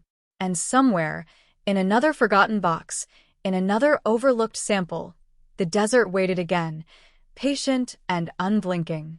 Time keeps moving, but it no longer feels linear. After the Nevada 1992 cold case cracked open, the present began folding backward, pulling fragments of the past into every ordinary moment. The case had ended on paper, yet it refused to settle. It lingered in the way detectives approached new scenes, in the way families of missing people listened to late-night news, in the way silence itself felt heavier than before. Justice had arrived, but it had arrived like an echo, reverberating long after the initial sound faded. Inside the department, the case became a living reference, not a celebration, not a trophy, more like a scar that demanded to be touched, examined, understood. Investigators who had never worked the original file now felt connected to it, as if they had inherited a responsibility that crossed generations. The phrase cold case stopped meaning forgotten. It started meaning unfinished. A warning label, not a dismissal. Late nights returned, but they were different now. Not frantic, methodical. Detectives stayed behind after shifts ended, reviewing unrelated files with new eyes. They searched for what might have been preserved rather than what had been overlooked. A hair sealed correctly. A shirt bagged and labeled without shortcuts. A note written clearly enough to survive 3 decades of interpretation. The Nevada case had taught them that the future depended entirely on the discipline of the present. In training rooms, instructors spoke slower. They emphasized patience as an active choice. They described how evidence didn't just solve cases, it waited. How the smallest fragment, treated with respect, could outlive every person in the room. Recruits listened, some skeptical, some absorbed, all aware they were being entrusted with something that might not reveal its value for decades. The idea was unsettling, empowering, terrifying. Outside the system, the community continued to absorb the aftershock. People revisited old fears they thought had been buried. Conversations drifted back to the early 90s. Where were you when it happened? Did you know the victim? Did you remember the road where the body was found? Memory became collective again, stitched together by shared unease. The desert no longer felt empty. It felt observant. For the victim's family, time behaved cruelly. Some days felt lighter, almost peaceful. Other days collapsed without warning. The certainty they had once begged for now demanded emotional labor they hadn't anticipated. There was no mystery left to chase, no alternative endings to imagine. The truth stood immovable. They had to learn how to live beside it, not beneath it. They discovered that grief did not resolve itself simply because justice had been served. It transformed. It asked new questions. What might life have looked like if things had gone differently? What years had been stolen not just from the victim, but from everyone who loved them? The answers did not come. Instead, there was acceptance, uneven and incomplete, but real. Media attention dwindled, but analysis deepened. Documentaries replaced breaking news. Long-form articles replaced headlines. The tone shifted from shock to reflection. Writers examined how many lives had unknowingly intersected with the perpetrators during the years of silence. How many chances there were for discovery that never materialized. The unsettling conclusion followed naturally. Evil does not always announce itself. Sometimes it survives by blending imperfectly. Experts debated whether delayed justice was justice at all.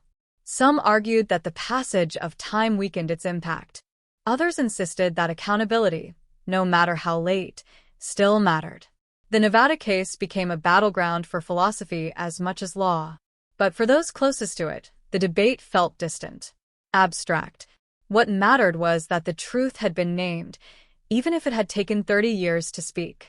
In prison, routine continued its relentless cycle. The man convicted in the case aged quietly, stripped of anonymity, but also of relevance. His story no longer belonged to him. It had been absorbed into the larger narrative of the crime, reduced to facts and consequences. There were no dramatic confessions, no public reckonings. Just time, pressing inward, leaving nowhere to hide. Criminologists tracked the psychological toll of long-delayed exposure. They noted patterns: the collapse of identity built on secrecy, the erosion of self-justification, the way denial hardened when escape finally ended.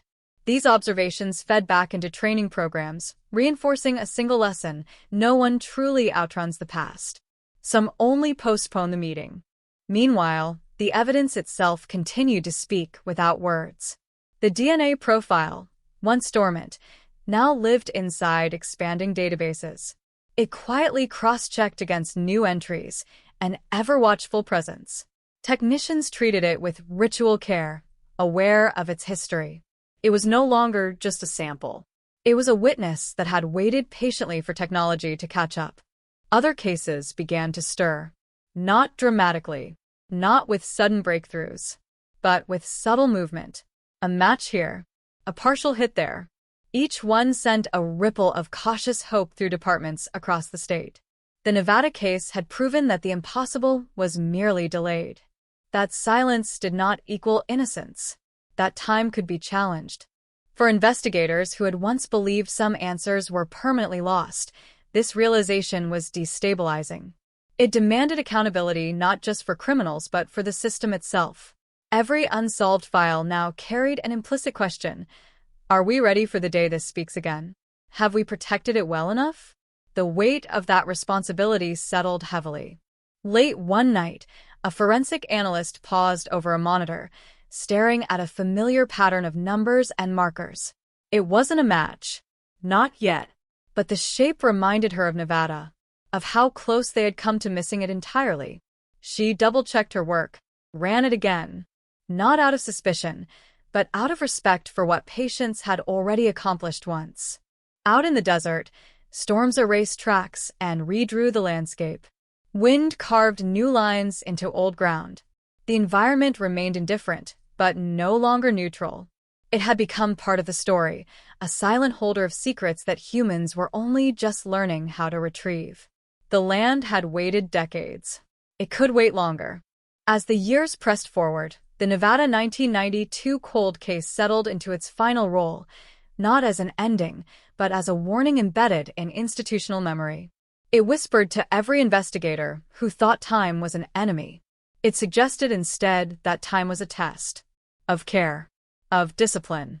Of whether anyone would still be listening when the truth finally decided to speak again. Years after the Nevada 1992 cold case was officially cracked, its presence still lingered like heat trapped in desert stone. Even when the headlines were gone, even when new crimes demanded attention, the case refused to fade into history. It existed in pauses, in second thoughts, in the subtle hesitation before someone said, "This will probably never be solved." That sentence had become dangerous. Everyone knew it now. Inside evidence rooms across the state, shelves were re-examined with a kind of quiet reverence. Cardboard boxes once stacked for convenience were now aligned with care. Labels were rewritten, dates verified, seals inspected. The lesson had been learned the hard way. Preservation was not clerical work, it was an act of faith in the future. Each item was treated as if it might one day speak, even if it had been silent for decades. Detectives began to talk about time differently. Not as an enemy, but as an unpredictable force that could turn weakness into strength. In 1992, the lack of advanced forensic tools had been a limitation. In the present, it had become an advantage. The evidence had not been contaminated by overprocessing. It had waited intact for science to catch up. That realization changed how investigations were planned. Less rush. Fewer shortcuts. More restraint. In quiet offices late at night, some investigators revisited old personal notes from early in their careers. They remembered cases they had worked briefly, names they had filed away mentally, scenes that never quite made sense. The Nevada case had opened a door they couldn't close again. It made them wonder what else might still be unresolved, not because it was unsolvable, but because it had been premature to give up. For the victim's family, time continued to behave unevenly. Some relationships strengthened after the truth emerged. Others fractured under the weight of finally knowing. Grief, once unified by uncertainty, now took individual paths. Each family member processed the resolution differently. One found solace in the fact that the truth was no longer hidden. Another struggled with anger toward a system that had taken so long to deliver answers. There was no shared rhythm anymore, only parallel attempts to move forward. They attended fewer support meetings now. The language there no longer fit them.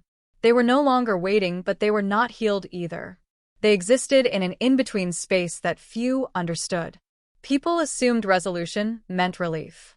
They smiled politely and corrected no one. Explaining the complexity felt exhausting. Some truths were easier to carry silently. Across the state, other families still waiting watched closely. The Nevada case had altered expectations. It gave hope, but it also introduced fear. If answers could arrive after 30 years, that meant waiting 30 years was possible. The emotional cost of that realization was heavy. Hope, once imagined as a short-term force, now stretched indefinitely. It became something people learned to ration. Academics continued to dissect the case, publishing analyses that reached far beyond Nevada. Conferences referenced it as a turning point, not because it was unique, but because it was representative. A case that survived neglect, budget cuts, technological gaps, and still emerged intact enough to speak. It raised uncomfortable questions about how many other cases had not survived, how many voices had been lost not to time, but to mishandling. Within prison walls, the convicted man aged quietly, almost invisibly. The notoriety faded. Guards changed. Inmates rotated in and out. The world outside advanced without him. But inside, memory remained static. Time no longer offered distance. The past replayed itself in fragments, sometimes sharp, sometimes blurred. There was no audience now. No argument left to make. Just the weight of being found after believing, for decades, that discovery would never come. Psychologists studying delayed accountability noted a recurring pattern. When exposure arrived late, it often stripped away identity more completely than immediate arrest. Years spent constructing a life around secrecy collapsed instantly. Careers, reputations, relationships, all reinterpreted in a single moment. The Nevada case illustrated that escape was not freedom. It was merely borrowed time, accumulating interest. Back in law enforcement, the case influenced recruitment in unexpected ways. New applicants cited it as motivation. Not the drama of the crime, but the patience of its resolution. They spoke about wanting to be part of a system that did not forget, that did not discard its failures. For veterans, this shift was both reassuring and sobering. The responsibility being passed forward felt heavier than ever. Technology continued to evolve, and with it, the quiet promise that more answers might surface. Databases expanded across jurisdictions. Algorithms improved. Partial matches became clearer. Each update carried the potential to disturb old silence.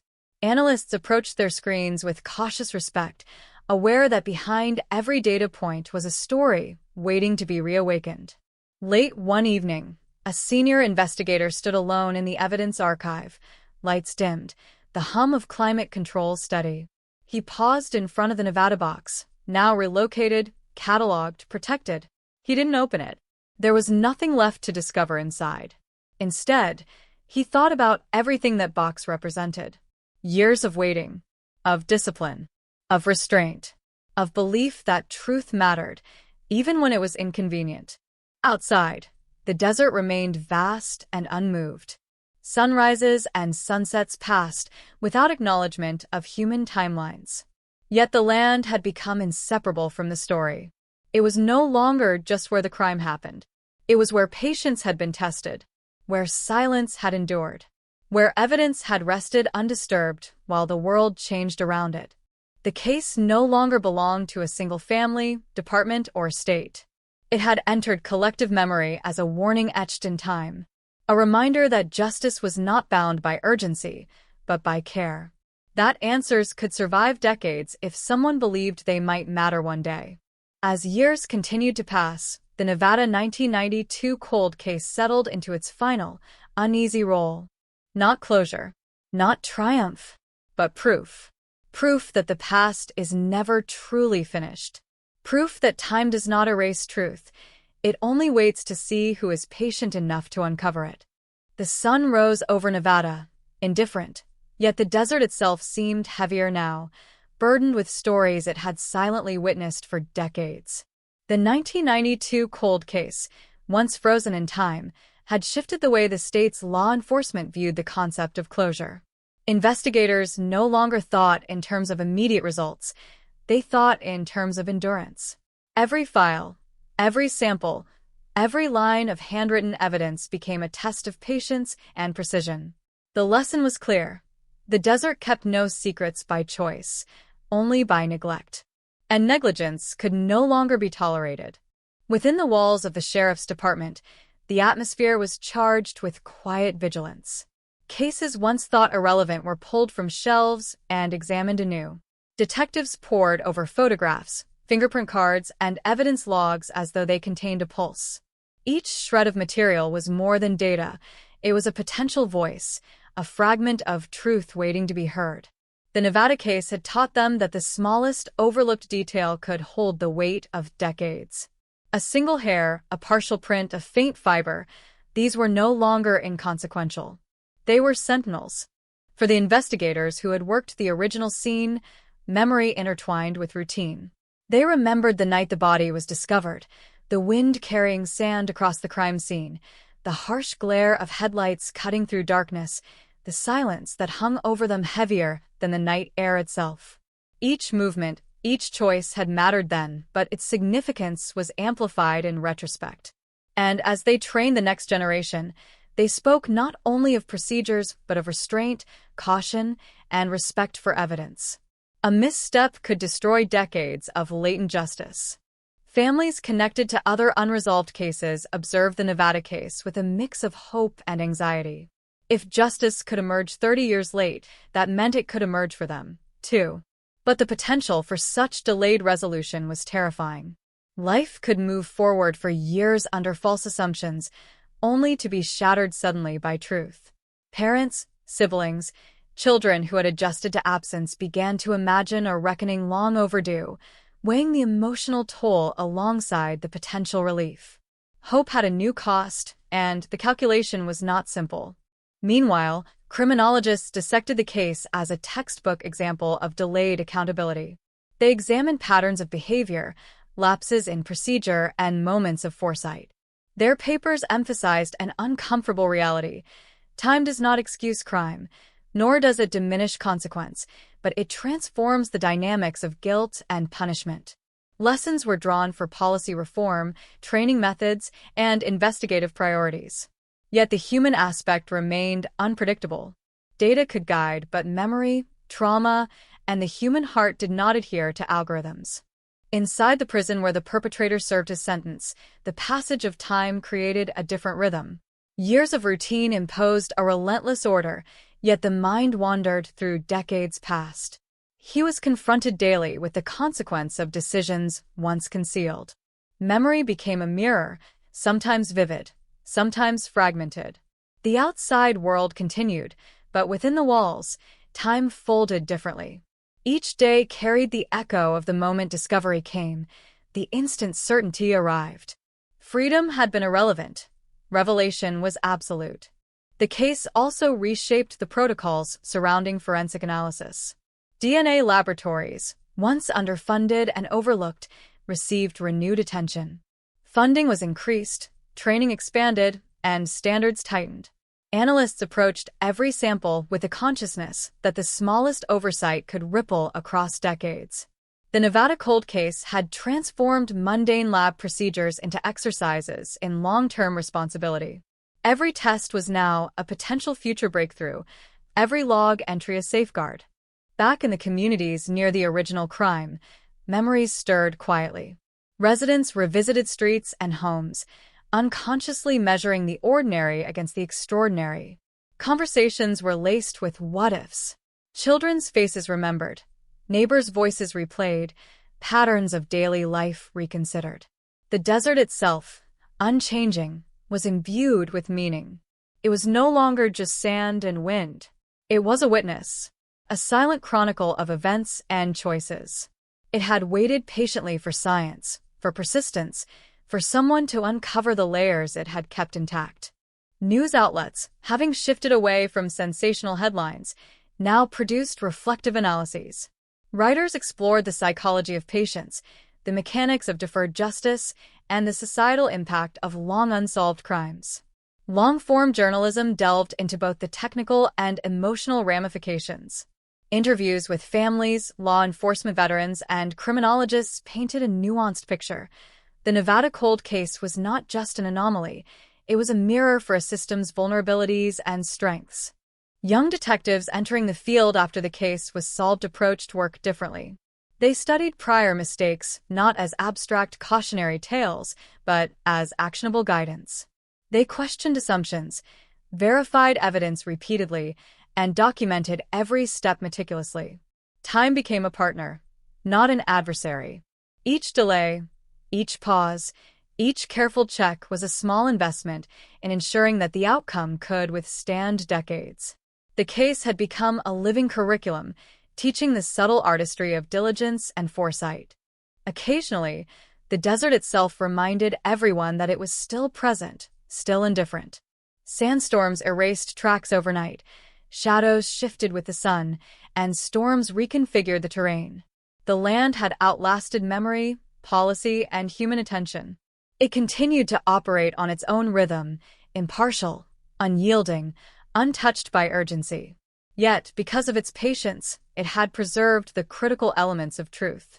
Humanity had only recently caught up. As decades passed, the Nevada 1992 cold case settled into a role that transcended the immediate legal outcome. It became a touchstone for understanding delayed justice, the fragility of human assumptions, and the persistent weight of memory. Every new generation of investigators, analysts, and criminologists would encounter it, learn from it, and adapt their methods accordingly. It was neither closure nor spectacle. It was a reminder. Time does not destroy truth. It tests those who would seek it, shaping them in the process, ensuring that only those attentive and disciplined could uncover what the desert had quietly preserved. The story had ended legally, but emotionally and institutionally, it continued. The families, the investigators, the labs, the classrooms, the desert, all carried fragments of it forward. Not as a mystery unresolved, not as a crime sensationalized, but as a quiet force influencing choices, priorities, and vigilance.